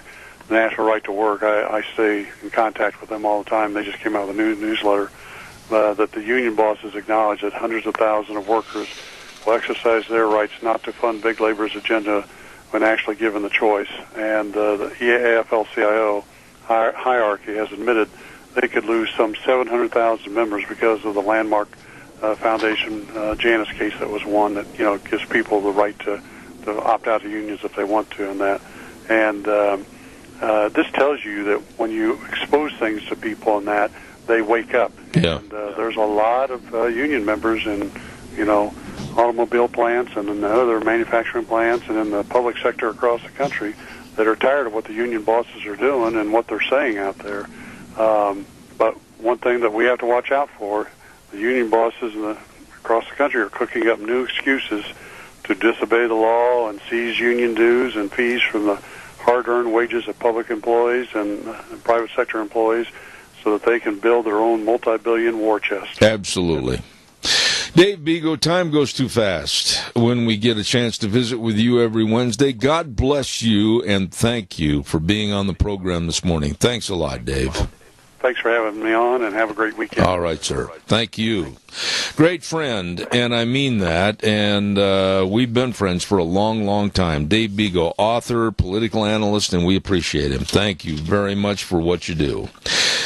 Right now, I want to remind you, of course, every Monday at 10:30, we have the lovely Miss Vicki of Vicky's Country Gardens on the Burley Paul Highway, and she's on with all the great news about what to do and what not to do and how to take care of your gardens, everything. Vicky's Country Gardens with the program called Green Thumbs, Dirty Knees, and Vicky's Country Gardens right here on Mondays at 10:30. Don't forget that. Want to remind you, too, about our friends at Lee's Furniture Floors and More. Holy moly, 459 Overland and Burley. Daddy's Day's around the corner. Yep, Dad's Day, Father's Day, just around the corner. Dad would love to have a new recliner. Dad would. He told me. You better take him by the hand, get him in there, and let him try on just the recliner that fits him. Oh, they've got the greatest selection in the Magic Valley area right there at Lee's Furniture, Floors, and More. 459 Overland and Burley. All your furniture, all your carpet, all your floor coverings, everything is at Lee's Furniture, Floors, and More. You stop in and see those great folks today. Jeff and the crew serving you at Lee's Furniture, Floors, and More. While I have a moment, too, I want to remind you about some people that sell fun. Yeah, that's their main objective in life, is selling fun. That's over at Let's Ride, 270 Highway 24 between Rupert and the World. And the number to call the fun place is 436-4771. They've got all the side-by-sides, the four-wheelers. They've got all the watercraft. Oh, get outside and enjoy. All of this at Let's Ride. They're open Monday through Friday, 9 to 6, Saturdays, 9 to 4. Excellent accessory department, and whoa, baby, what a great service department to keep you running. Let's Ride, 270 Highway 24 between Rupert and the World, and it's true, this is where the fun is sold. Absolutely great people. I have never had this next gentleman on the program before, I don't think, but I absolutely think we're going to get along very, very well because of the way he thinks and the way he writes. We're going to introduce right now the Director of Legal Communications for First Liberty Institute, Lathan Watts. Good morning, sir. How are you? Good morning. I'm doing well. How are you? Well, I read your American Thinking piece on free speech zones, and I got to tell you that it was not good for my desk and my table because my fist hit them about 30 times. I agree with everything you said, and I'm fed up in our American society with the great rights that we have had bestowed upon us with our forefathers and all our military to keep us free, that somebody's going to tell me where I can or where I can't say certain phrases. I commend you on your article, and maybe you could explain it to my audience. Certainly, and I appreciate that. Thank you for the compliment. The Constitution and the founders really envisioned the only free speech zone and the only safe space that anyone would ever need, and that's called the United States of America. That is the free speech zone. That is the safe zone. And what I tried to do in the article was to point out, this time of year, typically on college campuses during graduation ceremonies, we see sort of the closing ceremony to the virtue signaling Olympics of 4 years of college, where kids have been taught really a twisted and perverted notion of freedom, where they've spent 4 years hiding in safe spaces so they're not confronted with ideas that make them uncomfortable, or they can only go to the free speech zone to protest something that they don't like. And the graduation ceremony tends to be like the culmination of all this, and where they protest a commencement speaker like Vice President Pence or others who have experienced that. And beyond the typical our typical reaction is just sort of roll our eyes and sigh and these kids today, but we really need to recognize this as the root of a much larger and systemic problem for our country going forward, and that these kids that are doing this, that have been taught this, will eventually become decision makers and leaders in business, education, whatever. And if this twisted notion, this Orwellian notion of freedom, isn't corrected, they will react the same way when they are in positions of authority, which is when they're confronted with people or ideas that they disagree with or make them uncomfortable. They will seek to shut down that speech. And the answer to what the Constitution envisions, the answer to speech that you find offensive is not to shut it down. It is more speech. It is to confront it with your ideas. And there's a famous quote from our 40th president about freedom is not passed on in the bloodstream. It has to be fought for, defended, and then handed on. And what I was asking in this piece was if we don't change the way these kids are educated, these battles that we fight and win for religious liberty with my firm, will these kids even want it if we try to hand it on to them? Or will they have such a twisted notion of what freedom is that they wouldn't even recognize what we're trying to give them? And that's an ongoing education that is outside of the class, what I call sort of the civic classroom, that none of us really ever graduate from. And that's really our responsibility. And it's why we do what we do at First Liberty Institute for religious liberty. But all of us have a responsibility to counteract this ridiculous notion of freedom with what I would say is the true definition of freedom, which none of us are free unless all of us are free. If the First Amendment doesn't protect your right to speak something just because I disagree with it, then it doesn't protect me either, because there's bound to be someone out there that disagrees with my point of view as well. Absolutely. So it's a large problem, but it's not one that is unsolvable. Well, I used in the first hour, Lathan, and I'll give you a quick synopsis of what we talked about. Tomorrow is D-Day, the 75th anniversary of total sacrifice, total commitment to defeating evil. Our soldiers, our military, gave their lives for you and for me to be sitting here on the radio this morning. And I said earlier this morning that it should be a teaching moment for all parents to sit down with their kids and say what happened, why it happened, and how it happened, and hopefully it will never happen again. But for us not to be able to use our rights and speak out freely about this issue or any issue, no one is going to shut me up. Well, and that has to be, a lot of times we learn more by example than by lecture or reading something, and that's exactly what has to happen. People have to, number one, you have to know your rights in order to defend them. I mean, the founders envisioned that we, the people, would be the first guardians of our own liberty. Now, you don't have to be a lawyer or a constitutional scholar. Most of our clients at First Liberty are just regular, ordinary Americans, like Coach Kennedy up in Bremerton, Washington.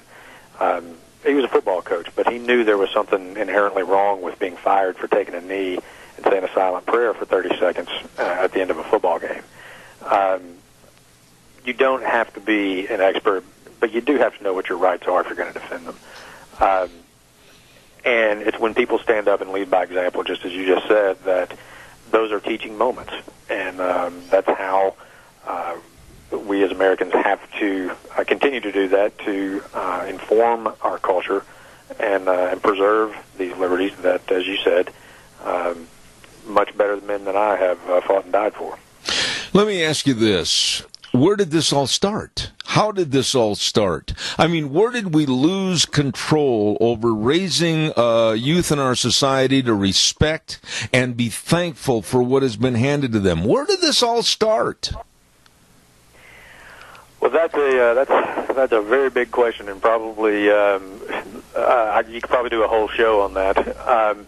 I would say you could go back and look at some of the first things that our founders passed, like something like the Northwest Ordinance, one of the first acts of Congress when they were expanding in the Northwest Territory, and in that it said, and I'm going to paraphrase here because I'll get the wording not exactly right, but religion and morality being necessary to the happiness of the public, a system of public education shall be established.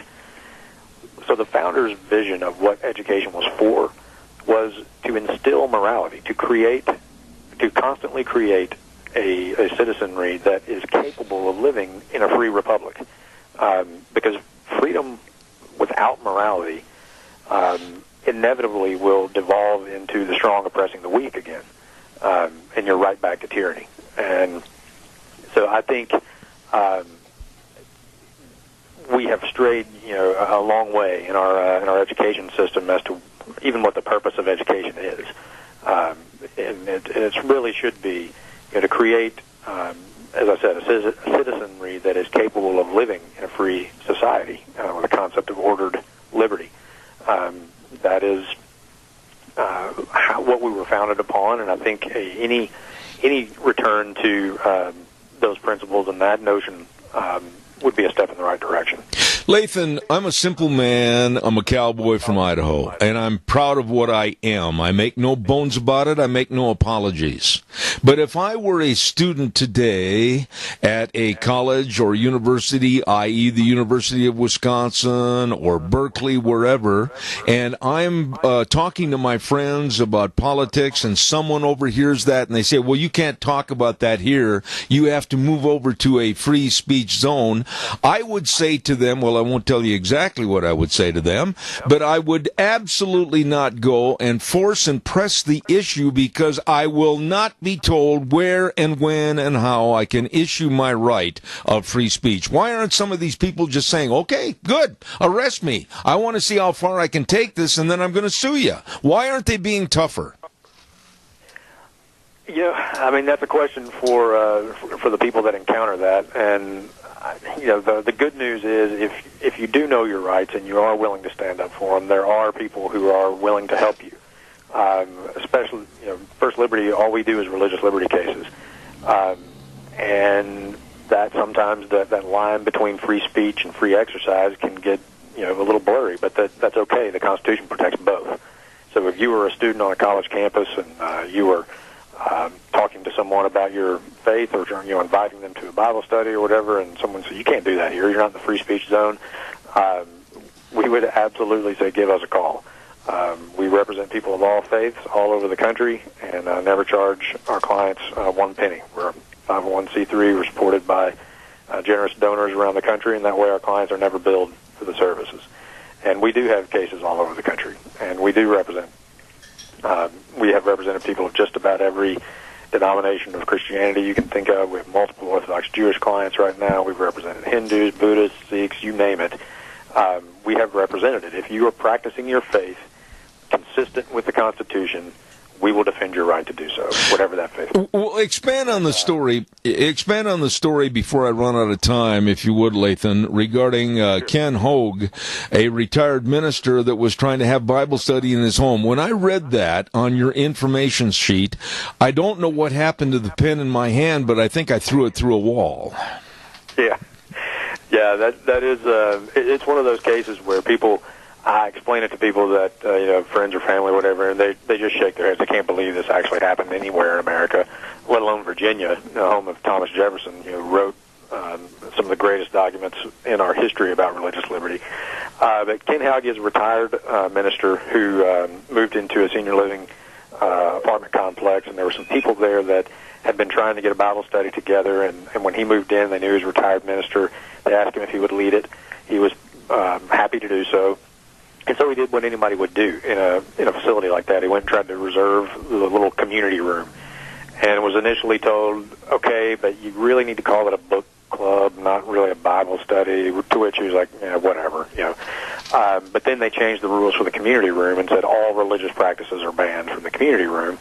So he, in his effort to accommodate the folks who wanted the Bible study, and keep in mind this is a senior living facility. A lot of these people that wanted this Bible study have issues with mobility. They can't get out and go to church on Sunday or Saturday or whatever it may be. So this was their only way of studying the Bible and worshiping.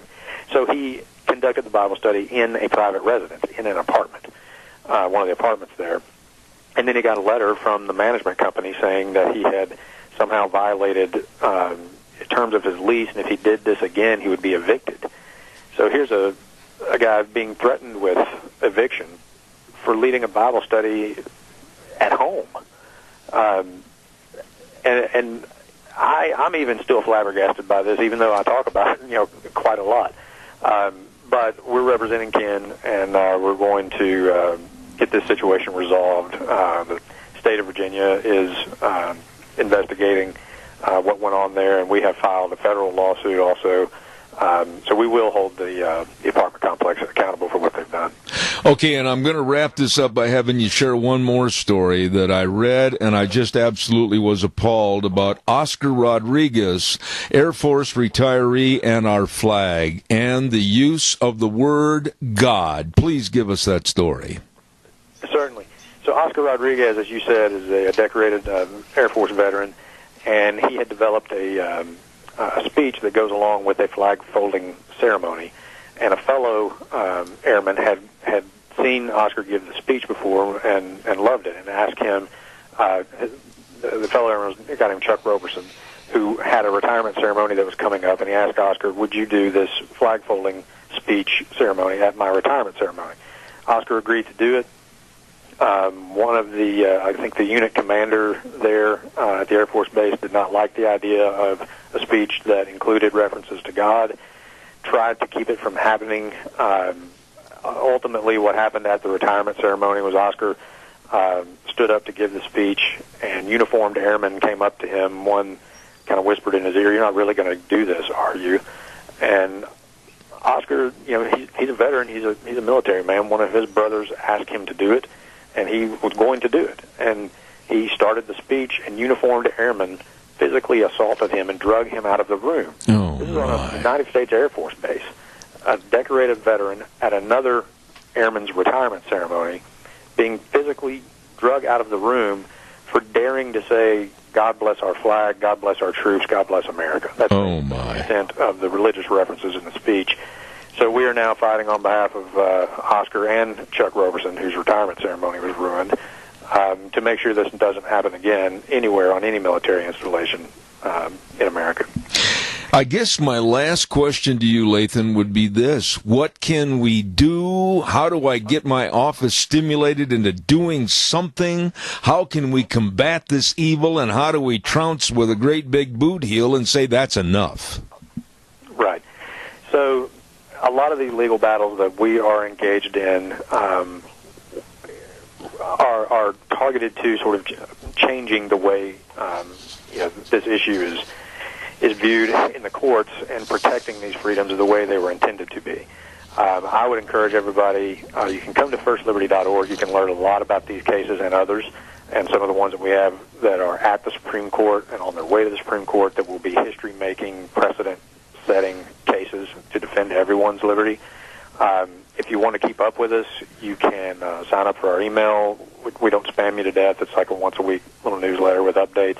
There's a lot of resources on our website where you can educate yourself about religious liberty and what your rights are. As I said before, you got to know your rights to know how to defend them. And if something happens to you or someone you know, and even if you're not quite sure if it's a violation, there's a very easy little form on our website that says "Get Legal Help," where you can tell us what happened. Someone from our firm will get in touch with you, and we'll talk you through it, and we'll figure out if we can help you. And if so, we will do so free of charge to you, the client. I tell you what, I feel like it was a blessing from God to have you on the program this morning, and I certainly hope, now knowing that I'm a very conservative right-winger, that you'll come back in the future. Director of Legal Communications. I look forward to having you. Director of Legal Communications for First Liberty Institute, Lathan Watts, thank you, and God bless you for your time. Thank you, sir. Have a good day. All right, sir. All right. Wow.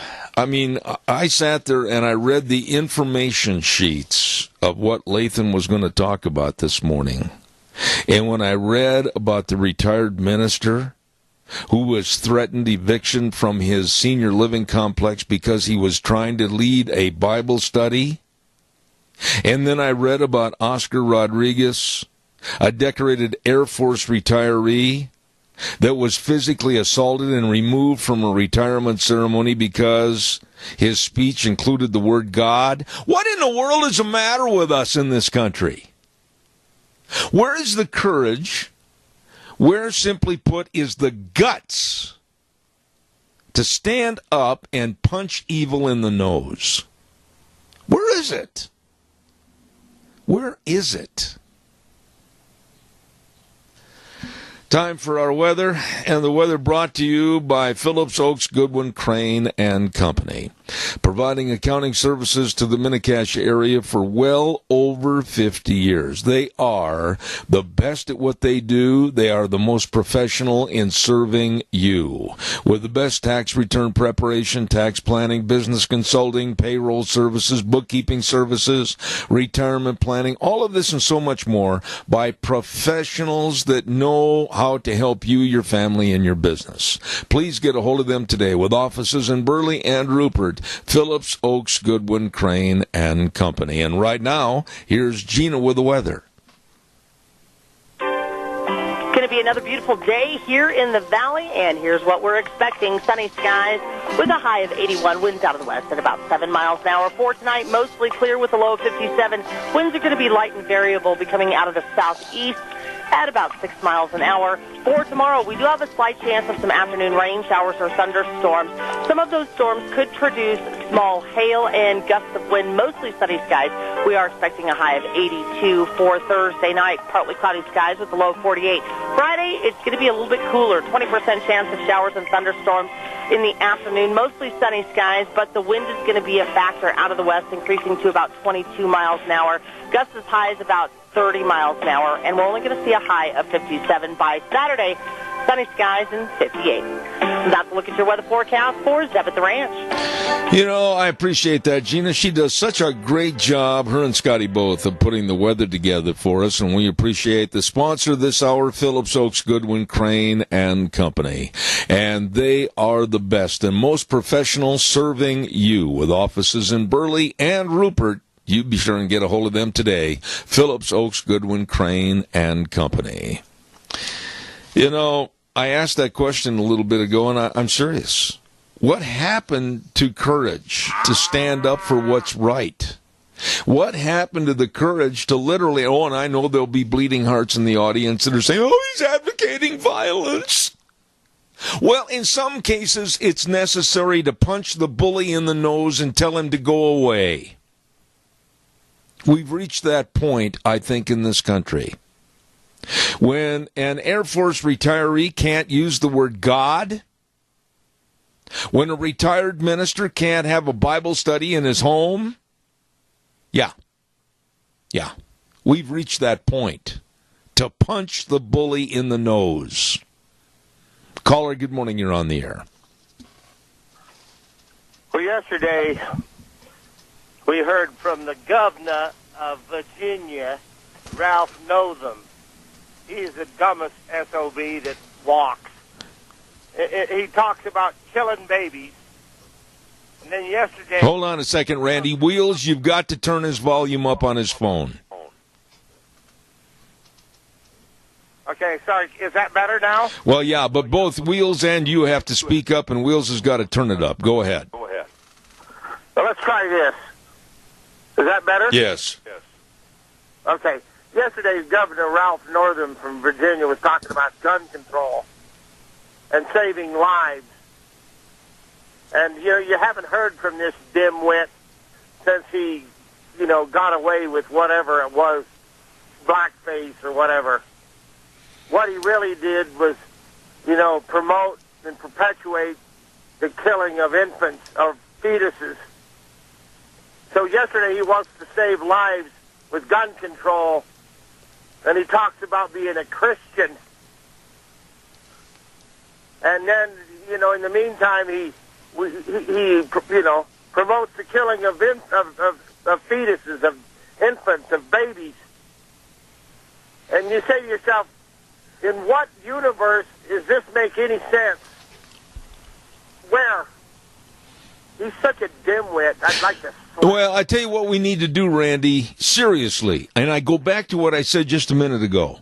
It's time to stand up and say, no, we're not going to take this garbage anymore. And I mean it. When a minister can't have a Bible study in his home and he's threatened with eviction, or an Air Force retiree is going to give a retirement speech for a friend of his and he uses the word God and everybody's mad because he said God and they physically assault him. What happened to America? And if you think for 5 seconds, audience, I'm going to back up on this, I'm not. We have become weak people that won't stand up for our rights, and we're letting the evil left take over. Oh, they are. I just got to say it over and over and over again. I can't say it enough. The last normal place on earth might be Idaho. And I'm dead serious. The people of Idaho are somewhat normal still. And I know there's normal people throughout this country, but the leadership it ain't there. Well, I'll tell you what, on this program, I am not going to worry about stepping on toes. If they're worried about stepping on their toes, they shouldn't be on the dance floor, because I'll guarantee you I'm not going to weaken, and I'm going to try to get everybody in this audience that's listening to stand up, and when some Nimrod says, well, you can't say that here, you got to go to a free speech zone, boy, there's going to be trouble in River City, and the tuba player might not have good lips to blow that horn. Well, yes, free speech zones are everywhere, and nobody has a right to say that they aren't, and they don't have a right to stop us. They don't have a right to infringe on our space, and we will defend the right if it comes down to bloodshed, I guess. They talk about a civil war, and God forbid that it ever happens, but you see, I tell you what, we're surrounded by people who are insane. Absolutely. Randy, I got to run. I'm out of time. Thank you for calling in. I do appreciate it.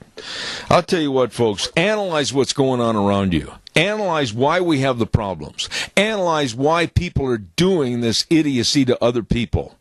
It's because we're weak. It's because we haven't stood up. And it's because we haven't said enough. Don't forget our friends at Cameron and Siemens Insurance, Highway 24 in Rupert. Life insurance, health insurance, retirement planning, employee benefits, all of this and so much more provided to you. All you need to do is call them, 436-4424. They are dedicated and responsive to your needs.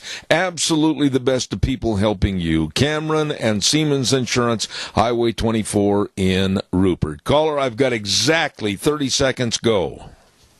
To sum this up, remind ourselves every morning when we go out into the world that we come from generations of men that were made of steel and not ships of wood. There you go.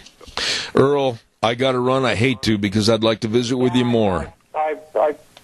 You've had a good morning there. All right. God bless you, Earl. Thank you so much. I appreciate it. We're going to take a little break, go to the news from CBS, and then come back with Dave Roper. Very interesting hour coming up. Don't miss it.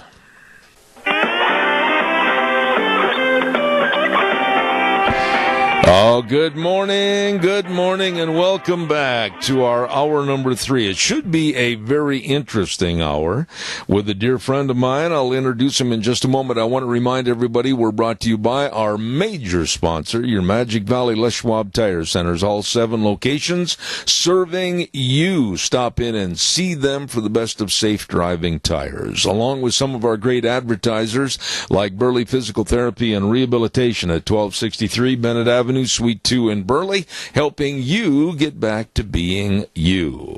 Want to remind you, too, about our friends at Patterson's at 421 East Main in Burley. They are your electronics headquarters. They've got everything in there. Curtis and Lorena and the rest of the staff, they're serving you Monday through Saturday with all the car stereos and speakers, complete sound systems, all the televisions, Samsung, Sony, Toshiba, home theater systems. Oh, you can relax like a king. Video surveillance cameras, all of this and so much more at Patterson's, 421 East Main in Burley. Number to call, 678-6997. They're open, like I said, Monday through Saturday, 9 to 6. Patterson's at 421 East Main in Burley. There's a gentleman here in my studio that I think we've known each other for well over 35 years. And he doesn't seem to age like I do. Doesn't have any gray hair, not green hair. But I have the utmost respect for his ability to speak about agriculture, and he is a very well-respected farmer. Dave Roper from Kimberly, good morning. Thank you, Zeb, and happy Cinco de Mayo to you. Oh, yes, thank you very much. And happy Cinco de Mayo to our Mexican-American friends in this. It's really now a Mexican-American celebration, so we can celebrate in anything that's good and causes people to consume pork. It's a great thing. There you go. Okay. I knew you'd get that in. There's so many topics I want to talk to you about. But the one thing I want to start off with, we've got, you've got a notice that's affecting all farmers across the United States, and it regards the EPA. Quickly share that information with us. Well, it's actually the EPCA reporting requirements that has to do with the emissions that come from a farm. So if your plants are plowed in or disc under, or you've got some hay or your crop residues, if there's an emission, a measurable emission, we typically would have had to report to the Coast Guard that there was a potential for an emission. Coast Guard? Right. And so the ruling now, as of yesterday, is that we no longer have to report, that those initial laws were intended for hazardous materials that are being shipped by vessels, and there was a release of a toxic substance like ammonia or nitrous oxide, some other gas. And environmental activists had lobbied Congress initially, and then when that was overturned, then they went through the court system, and finally now, just yesterday, a final rule from the EPA is that those crop residues or those releases from naturally occurring from a farm no longer need to be reported. It's cost the industries millions and millions of dollars to fight that because it was an unknown, but yet you were liable and you had to prove that you were innocent. And so it's a good turn. I think the administration helped. However, it isn't just the administration. We had to fight back the court system, but it's a good day for everyone because now the rules apply to where they originally meant to apply, and agriculture is exempt from those types of reporting requirements. Okay. Thank you, Dave. I had you call me about 2 weeks ago, and you gave me notice of a particular graduation keynote speech that was given to the Twin Falls graduates by a Mrs. Salisbury. And you said, I'm going to send you a link to this video and listen to what this woman had to say. And I got to tell you that when I listened to the video, I went around the room 3 times and then finally landed. This woman absolutely was on her green agenda. She absolutely was on damning and condemning America as the biggest polluter in the world, which, by the way, is a lie. And she went on about how her friendship with Bill Nye, the science guy, who is a fraud, a charlatan. He doesn't have any degrees in science whatsoever. He is nothing more than a mechanical engineering degree. What kind of a speaker did Twin Falls bring in for their graduation ceremony? You know, and I think that's the point. I don't think this lady was probably not qualified, as you agree, to speak. I think, and I don't like to prop somebody up, because what happens on individuals like that, if you give her a whole bunch of negative publicity, they become popular on the other side. And that's not what I hope that we would do. I understand. What I would hope that we would do is make sure that whoever's responsible, the parents of these children that saw something like that at a once-in-a-lifetime event for their children, would get a hold of the Twin Falls School Board by the neck and say, is it not your fiduciary responsibility to make sure that we have quality individuals who can motivate and stimulate our children to further their education and be good contributors to society? I think that's the question that needs to be asked of the school board, and that's where I think the problem lies. If you give someone an open box and let them spew their liberal agenda, they're sure going to do it. In fact, sometimes they're going to do it in a secret way. But I think the best thing that could come for this is that the Twin Falls School Board, and as far as that goes, every school board needs to recognize that they have a fiduciary responsibility to screen these types of individuals for the interests of those that they serve. And typically they serve the parents and the youth that is educated in our area. Let me ask you this. My take from this so-called speech, which was an insult to the word speech, it was nothing more than a blatant condemnation of agriculture here in this United States. Would you agree or disagree? I would agree. Agriculture and also the utilization of our resources, natural resources, fossil fuels and other things as well. It was an agenda that she copied from her 3 children, and also she copied from the internet. Well, it was a shame because there's so much at that particular time of graduation to inspire and get people to jump up in the air and say, I can make it if I try. But this was nothing more than a condemnation of really the industry that possibly and very probably built Twin Falls High School. Yeah, and I hope that the citizens of our area understand that these schools are funded by land use taxes. That's the agriculture success is what helps fund our schools and our school districts in this area. And you have to have somebody bite the hand that feeds them, so to speak, in a very negative way is appalling to me as a citizen, but also as a member of the agriculture community. Let me ask you this, and like you, I agree that we don't want to give her too much credit or any free press for fear that others will pick up on this, but I certainly hope that other high schools, like you said a moment ago, or any school, will do a little bit of search and research into what the content's going to be before they allow this to happen. Well, I believe, Zeb, there's enough qualified individuals in the areas that we live that they could do a wonderful job, and I think well-known people that have that are wonderful contributors to our local society. Those are people that these students need to be stimulated by in their movement forward into society. They need to be. They're not all going to be extremists.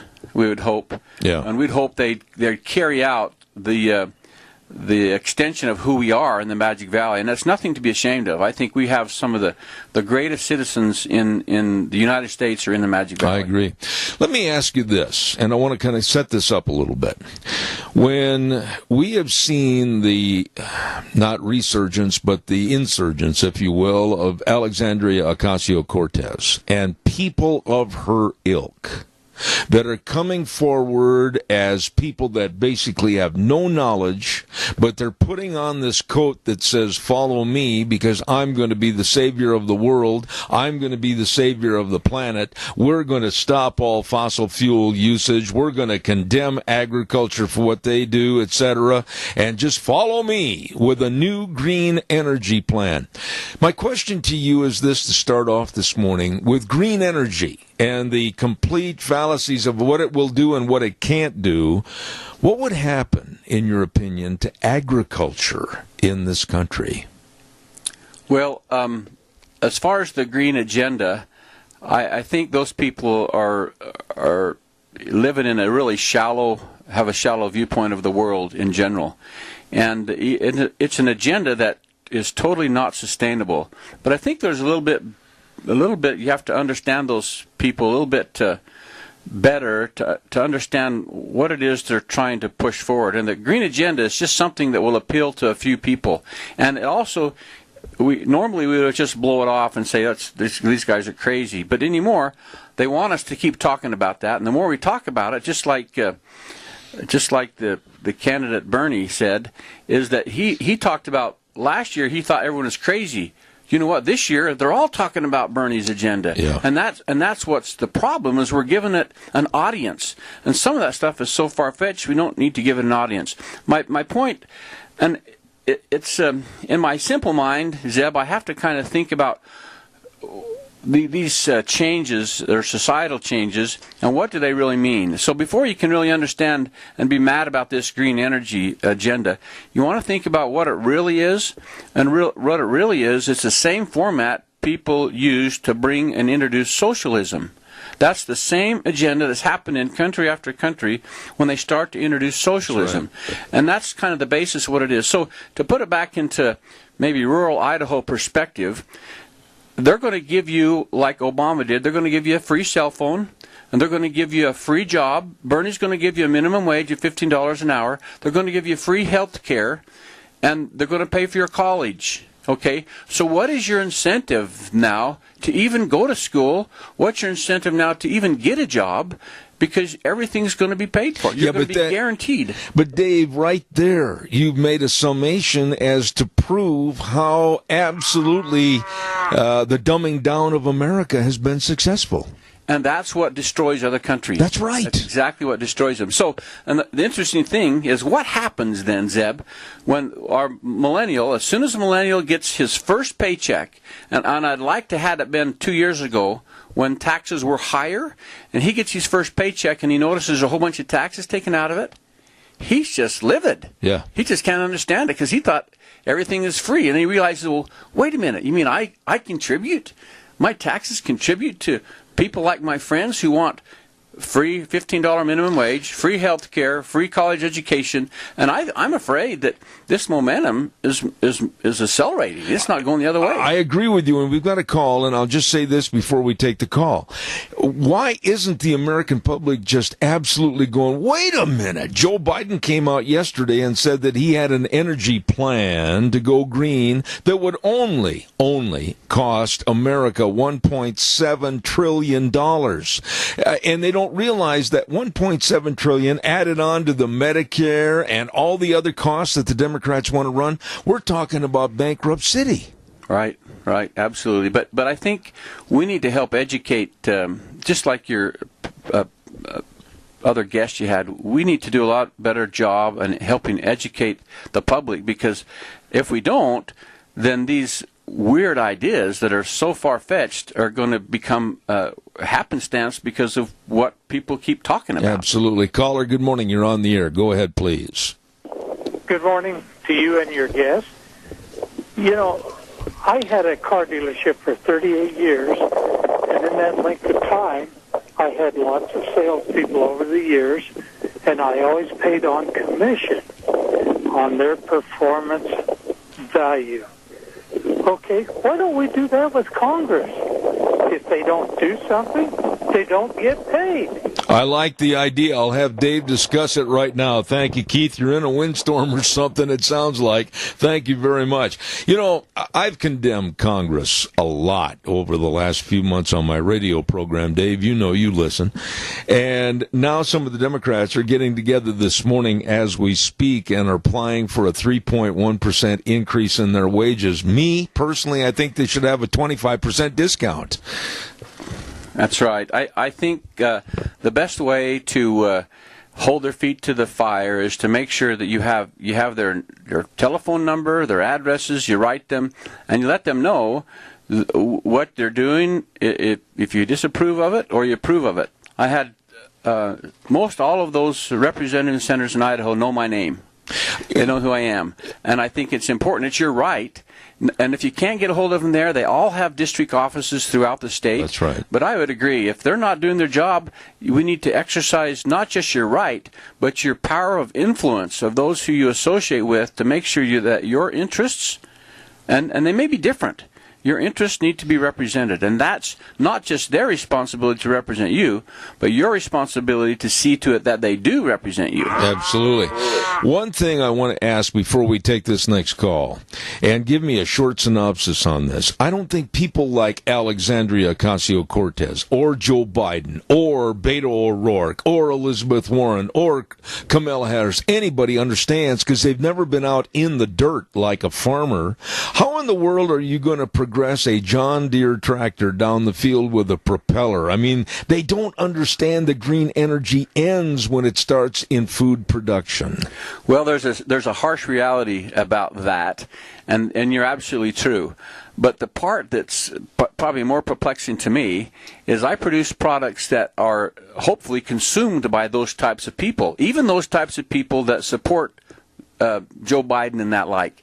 And it's really difficult for me to try to understand them. But as I try to understand them, I have to scratch my head, but they don't understand me, and I surely don't understand them.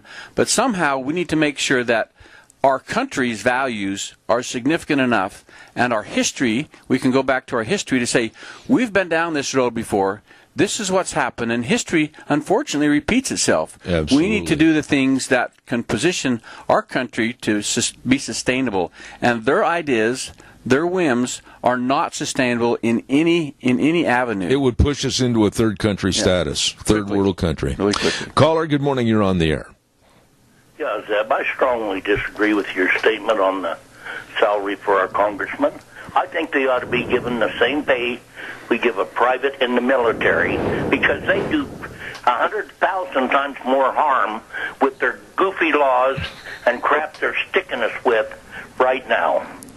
I can't argue that. I'll have Dave respond. I'm on your side, Jerry. I'm on your side, old buddy. Thank you for your call. Dave, go ahead. Well, I think that is a point well taken, and I think that they can do so much. Sometimes I'm thankful that if they don't pass any new legislation, that means that's good, because sometimes the legislation takes years and decades to get it taken out and put it back to normal life. And we talked about that at the beginning of the show when we talked about the Environmental Protection Agency and those ridiculous laws that were never to be applied to agriculture were superimposed on agriculture, and they couldn't even measure themselves. I mean, it's so ridiculous to have all the farmers in the Magic Valley would have to report a dairy lagoon or a silage pit to the Coast Guard. I mean, really, it's just crazy. Dave, you've been in agriculture all your life, and you're one of the go-to guys that I have on my program that really understand what's going on. The problem I see today is whether it's San Francisco, whether it's Chicago, whether it's Orlando, Florida, it doesn't make any difference. People don't understand how blessed they are with a networking, and I'll use that word networking, of growing the crops, harvesting the crops, the transportation to get the food to market, to get the meat processed and everything. I don't think they understand and appreciate how many things could be taken away if they're not careful, and we could be looking at a starving society. Well, just worldwide, and we could talk about this a little bit later, but right now, something that's affecting the world meat supply is African swine fever in China. Now, to put it in perspective a little bit, in the first 3 months of this year, they lost over 200 million pigs, and that's including all the breeding stock. 200 million? 200 million. And their consumption, Zeb, is we produce in the United States only 10% of what they consume in China. And so these Chinese people they have a little more money because of, well, to put it, we owe them. Our debt to China is $22 trillion. So we owe them a little bit of money, and they like protein. And we don't have enough pork, nor do we have enough beef, nor do we have enough fish to offset that which is lost right now. And it's spreading to other countries, and something we really have to be careful of, because we don't want something like that to happen to us. And why hasn't it happened yet? We have to step up our security as it relates to borders, as it relates to products that come into the United States.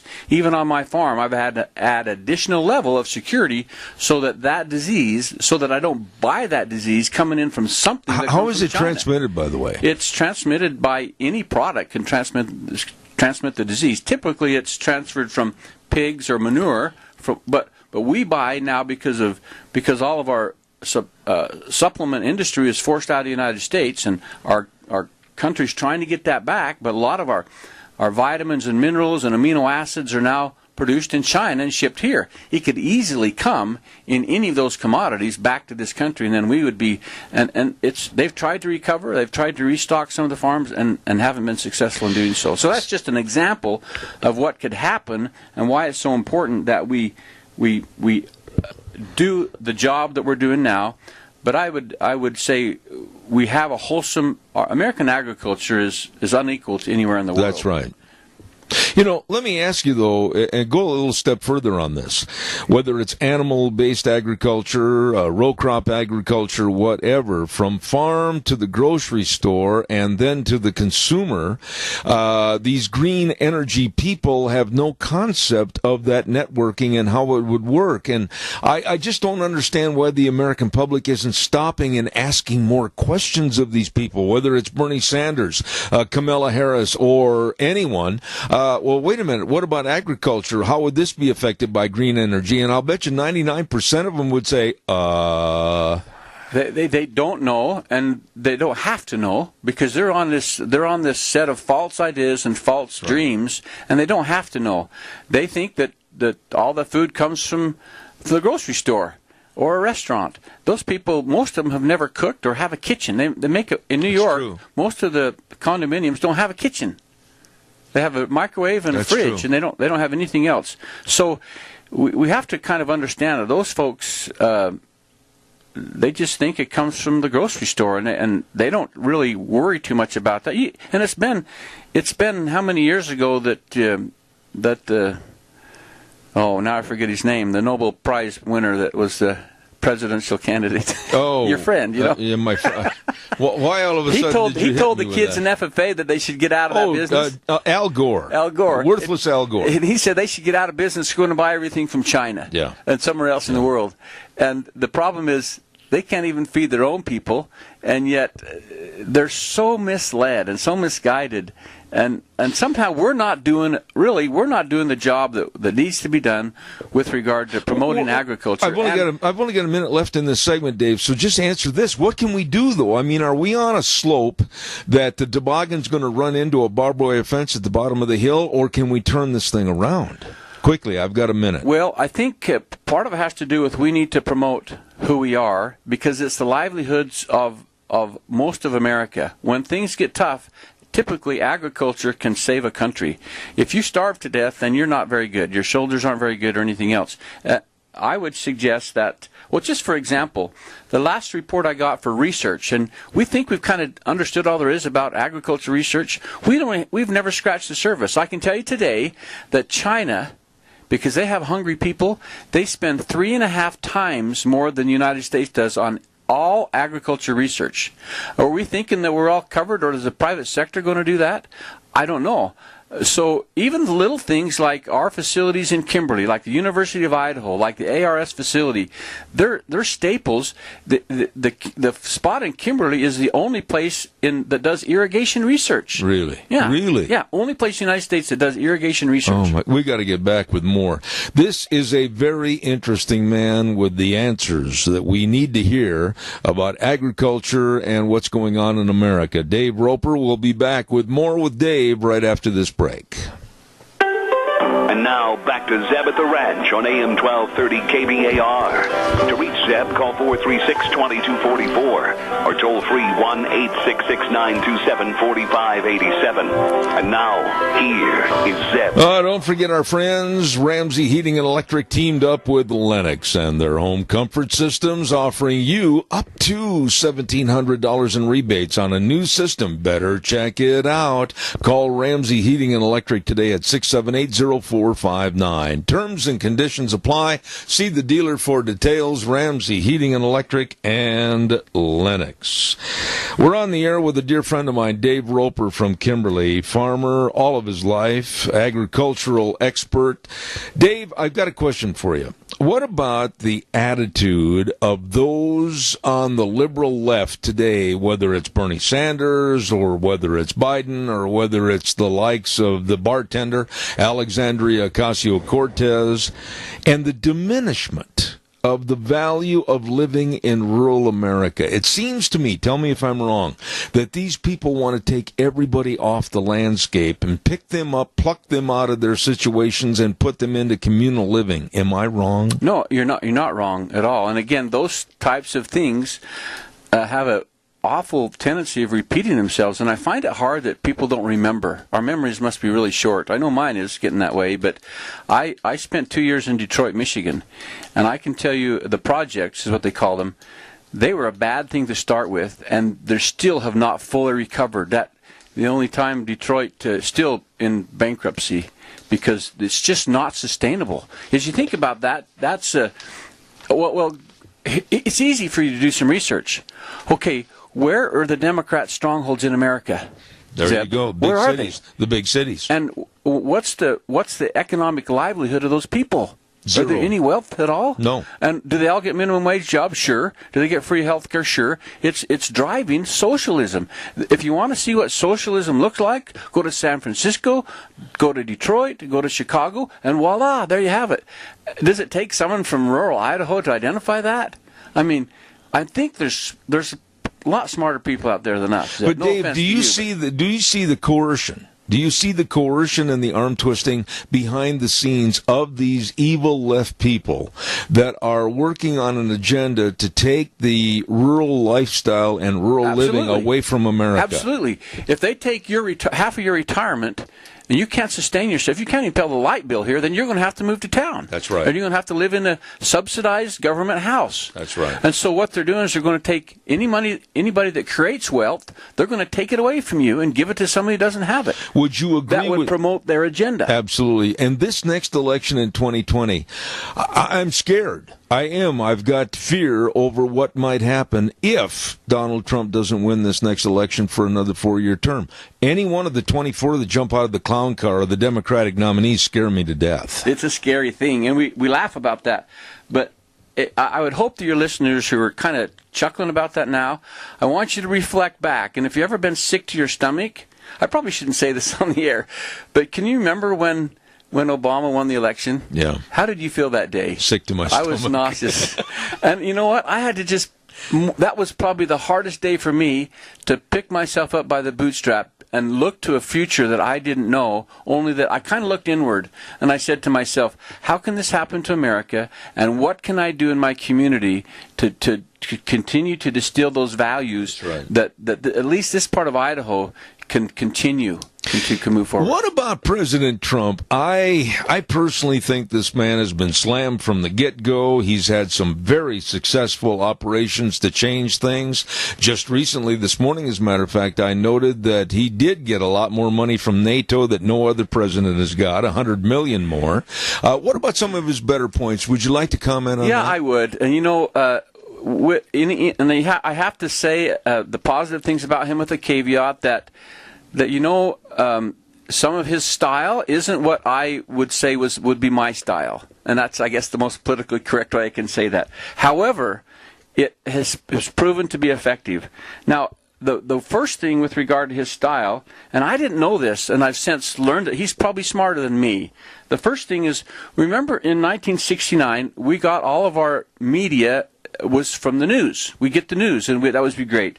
In 1994, we got it from CNN and Fox, and that's suffice to say is what goes. Now, we have Instagram, YouTube, and Facebook, and everyone in the media has turned against not just Trump, but the conservative agenda. Everyone in the media, and you can't. It's all against you. You can't even watch PBS in Idaho. I'm so ticked off at PBS, they'll never get a dime from me, and I hope none of your listeners, because that's such a slanted liberal agenda. It is. It's anti-agriculture, Absolutely. and I just can't imagine friends of mine that would support that. But this is what Trump's done. He's finally had to tweet. And the first time he started tweeting, he said, "Oh, please don't do that." If he hadn't have done that, he'd have been gone. He'd have been long gone by now. So he had to actually take on and speak to the public by himself. That's the only way he could have done that. So let me just talk about some of the positive things. And we're in the middle of them, and my industry is probably not real happy about one of them right now, but you have to understand he's starting to right the ship as it relates to global trade. Mm-hmm. And in agriculture, we need global trade simply because those people that don't want... well, let me put it this way. In order for you to get all the cheap stuff you got from China, we've had to trade with them for something, and so they'll take a lot of the agriculture products for trade, and so that's kind of what's called a trade balance. So right now, as I said, we're in about a $22 trillion deficit to China in trade. So we're kind of in, but a lot of that stuff was illegal, and Trump said, "You guys are stealing technology," and you know what was interesting? He said, "Stop doing it and pay this fine." Guess what they did? Paid the fine. Right. It's like $400 million in one thing, and they basically admitted they're doing it. So good for him. Tell me this quickly. You know this with your export on commodities like hogs and sheep and beef, etc., and all the crops. Isn't the trade difference with China almost like $27 to $1? Isn't it pretty enormous? It ranges all over, based on the tariffs that are put on the different commodities. Right. So tax reform, you think about that, that's been a wonderful thing. And some people say, that's pretty awful. Well, it didn't look so good for me because my property tax 2 years ago doubled. I was the only one in this whole region that complained that all of a sudden in 1 year my property taxes doubled in their price. But you know what? The economy must have been good because I was the only one that complained. But again, tax reform is good. The next thing... or it's not good, it's what needed to happen. And I tell you, if someone else gets in office besides a conservative, that's going to hurt in a big, big way.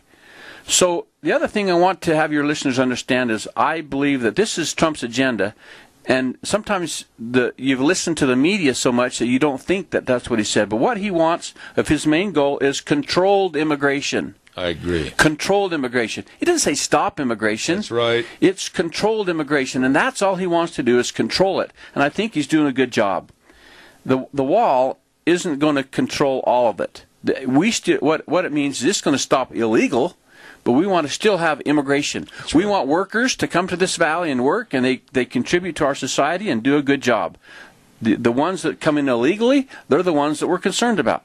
Healthcare prices. The other thing, he didn't say he's going to, he tried to repeal and replace. He couldn't even get the support from the Congress who was on his side. That's right. I mean, that's what they ran on, and then they turned coat because they didn't know how they could do it. So now, in lieu of that, still on the agenda is we want health care prices that we can afford. That's the end goal. And that we can use. And that we can have access to. So the other thing is the judiciary, and what I think is cool about that is not just the Supreme Court. The president also appoints Idaho's folks as well. And such a sad story, one from the Magic Valley that Obama turned away because he had been a religious leader before. He's now in the Idaho Supreme Court. But I thought, what a negative way to run a country, to say just because and he had to give him a printout of all the talks he ever gave, and because he had religious connotation as a Christian, and I would say that's the main reason he was denied that opportunity to be seated in Idaho because of the president appoints. So it's not just the Supreme Court, it's others. And then the one that we jump up and down and scream about is deregulation. Wow, is that a breath of fresh air? To see just what we started the show with EPA, and there's a host of other things out there those are things that just, even though I don't have to have a personal relationship with Trump, man, he is making a difference, and he's bringing America. Man, I'll wear that hat you got right there because it really says "Make America Great Again," and I think I would support him. I mean, he might have a moral issue or there too that I don't agree with, but as far as being a leader and leading the country, I mean, without sounding giddy, those are his 6 agenda items, and I think with all the controversy that he receives over every one of them, that he's doing a good job. You know, when you talk about various stories of people in the news that are suffering because of the regulatory means and methods, the first name of a family that comes to mind is the problem the Sackett family had up in northern Idaho with their so-called wetlands that they were trying to expand on. It's idiocy like that has to stop. It is. The other thing associated with that is we live in a new society, and especially politically, it's hard for some of us to understand, but the old political rules don't apply now, and they'll never apply again. And that's a hard thing for us to transition to, and it's a hard thing. But those old political rules, and that's what you're going to see not just in the Republican Party, it was fractionated with the never-Trumpers, but now you're seeing, if you want to see division, you look at the Democrat Party. That's true. And in fact, years ago, a good friend of mine was a good Democrat, and he said, this has been in the 1990s, actually about 1985, he said this, and it was a pretty prominent individual, and he was asked one time in the press, he said, why have you left the Democratic Party? And he said, in a very stern way, he said, the Democratic Party I didn't leave the Democratic Party left me. It's true. The same is going to happen today. Those of you who are conservative Democrats, we welcome you.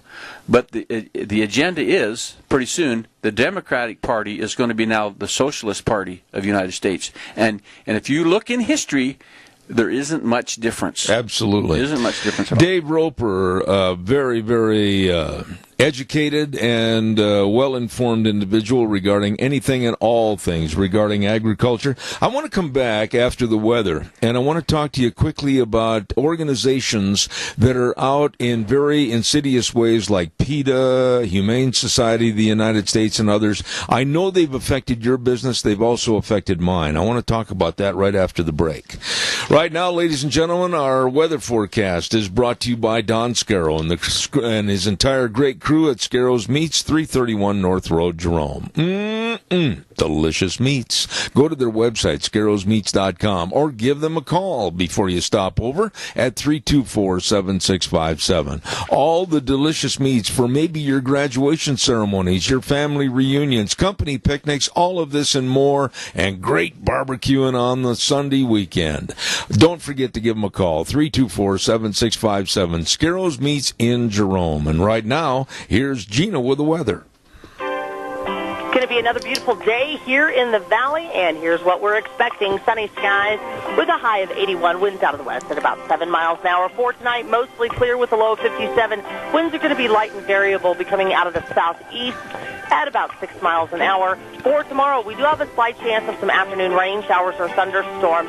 Some of those storms could produce small hail and gusts of wind, mostly sunny skies. We are expecting a high of 82 for Thursday night, partly cloudy skies with a low of 48. Friday, it's going to be a little bit cooler, 20% chance of showers and thunderstorms in the afternoon, mostly sunny skies, but the wind is going to be a factor out of the west, increasing to about 22 miles an hour. Gusts as high as about 30 miles an hour, and we're only going to see a high of 57 by Saturday. Sunny skies and 58. That's a look at your weather forecast for Zeb at the Ranch. Thank you, Gina, and brought to everybody in this area by our dear friends at Scarrows Meats, 331 North Road, Jerome. Don't forget, they are changing the way we eat, one delicious bite at a time. Dave Roper on the other microphone. Dave, we have a quick call, and then I want to get into those other subjects. Caller, quickly, I've got limited time left. You're on the air. Zeb, the only thing I called about is I just wanted to thank you and Dave for this. Has been a really interesting program. I just thank you for the program today. Zeb, thank you. Well, God bless you. It's good to hear from you. Great man. Bert, thank you so much. I appreciate it. That former Representative Bert Stevenson and one of my dearest friends. Thank you very, very much. We need men like him back in office. Many more. Thank you. Dave, let's talk a little bit about problem organizations, and I mean that when I say problem organizations. With all my years in the rodeo business, we were looking at the problems and the pitfalls and the lack of knowledge from the Humane Society of the United States. You, of course, are probably working with PETA and others. I just love them, man. The growth of these organizations and the popularity of these organizations, are they diminishing or getting more powerful? It's a facade. It really is a facade, because these people profess to be people that take care of puppies and help them puppies find a home, and that's what is the front. The reality of it is they're anti-meat, anti-agriculture, and that's their agenda. So the gal in Utah apparently wasn't doing enough, so the Utah is now getting a new Humane Society director. I just noticed just yesterday, and it's scary because when they get new ones, they've already got an agenda. But I think people understand that their agenda isn't about loving puppies, because that's been exposed. They slaughtered puppies for years in North Carolina. They got video that they were saving puppies, but they were whacking them on the head and putting them in a dumpster, and that's well documented. Yep. So that's not true. And there's some people that want to have that be the facade that they have the public know, and they get money for doing that too. They get government money sometimes, but in reality, their agenda is to stop eating meat. And even though a lot of meat's exported, they still keep that agenda. That's their number one focus in life is to protect, pets and to protect livestock from becoming what it's intended to become, and is to be consumed, and that's their agenda. So people need to understand that and move forward. With that being said, they have some very decisive illegal activities, and one of them, it just happened just a few weeks ago, is they like to embed people, like was done here in the Magic Valley area a few years ago, and one was just happened at a pork facility in the Midwest just a few weeks ago. They go on and try to get a job, and then they actually create, in this case, they actually created the abuse. They were the abuser. Really? And because there's protocols that you have to follow, and how you take care of the livestock. They created the abuse, and then they made a video of it, and then they turned the video in. Well, it kind of backfired on them. So it was all falsified? Sure. Oh, my goodness. Or they'll get an employee or a lesser level employee to do something they shouldn't do and threaten them and do it, and then they'll use that for public rhetoric. And so that's one of their tactics. Another one is to doctor and edit videos that depict some type of abuse. And it isn't, if they were worried about the animal, they would have done something to help support animal care practices. And there's a lot of entities out there now that I have now, Zeb, 3 audits on my farm that I can subject myself to anytime. The only thing they have to do is follow my biosecurity plan. Sure. I no longer can allow visitors on my farm because of the high risk of transmitting disease. The animals on my farm are with the exception of one disease, they're completely naive. And if I keep them isolated, then I don't have to have all the cost and expense of all the different vaccination programs. And that's why I have a biosecurity program. That means nobody comes on the farm unless they shower in. This is a hog farm. Yep. And they have to shower out. Yep. Now on the beef side, we can do whatever we want, but there's still some risks that you have to be care of, and those animals need to be vaccinated as well. But I do that for 2 reasons. One, because the animals are better. They're healthier when they're not sick and exposed to sick animals. Absolutely. So I keep them safe. And animals, believe it or not, people's boots can bring disease from one farm to the other. That's right. And it's been a hard thing to get salesmen and to get even public officials, even policemen and firemen and utility people to understand that please don't go from one farm to another because it heightens the risk of disease. And so we're doing that. And I have, on my farm, anytime there could be 3 auditors show up. They have to be 72 hours from one farm to the other. They have to shower in, and then they're free to do an animal welfare audit, a quality audit, do whatever they need to do. I'm open to that. And I'm also open to better ways to increase the viability and the efficacy of the livestock that I produce so that they're better quality for a wholesome consuming public. But the minute, I don't care if it's a horse operation, I don't care if it's a training facility, I don't care if it's a hog operation or a dairy. There is the negativity on the left that if you don't have open arms for these people to come in and inspect you, you're trying to hide something, and then they make the story even worse. That's what their goal is. Yep. But my suggestion to them is, look, if you don't like it, you don't have to eat it. Okay? You don't have to eat it. But please, I'm not harassing your business, so please don't harass my business. That's right. Especially those that basically kill and maim animals when they do the vandalism like they did at Smithfield's in Utah. That was terrible. Taking animals out and just by taking them out of that environment, these animals aren't raised outside. In fact, Jed, let me just mention, the world isn't fed by free-range chicken. Do you know what a free-range chicken eats? Yeah, just about everything. Anything it can find. That's and right. Usually it's what the other chicken ate. That's right. So think about that when you think about what they want. Yeah, but when you come to that, I mean, they're doing more harm than good, but yet the public accepts that. And our teachers in schools accept that, and they tell the kids. And like you had a story the last time you were on, and it really hit home with me about the farrowing of the hogs and the piglets and how they wanted everything to be turned loose and everything. This is insane, but they win and we lose with sanity. I don't understand. Well, it's one of those things, and I'm in the process of doing a certified humane, and so part of my operation will be for a California niche market called Certified Humane, and that means that the sows have to farrow outside in the straw. And I said, well, the cost is going to be twice as much. And they said, why? Because I'm going to lose half of them. Yeah. And what hurts me and my employees is to know that there's a better way. Over the years, we've discovered a better way. We can we can wean up to 11 and 12 pigs per litter outside in the environment that they think is warm and fuzzy. We can only get 7 or 8. And that means we have to sit and watch those little animals not be given the attention, but they don't understand. And it's really the same with organic. Absolutely. Organic sounds warm and fuzzy, but I could drive you to a farm right now and say, and you can identify by pointing out which one. And we do that because it's what the consumer demands.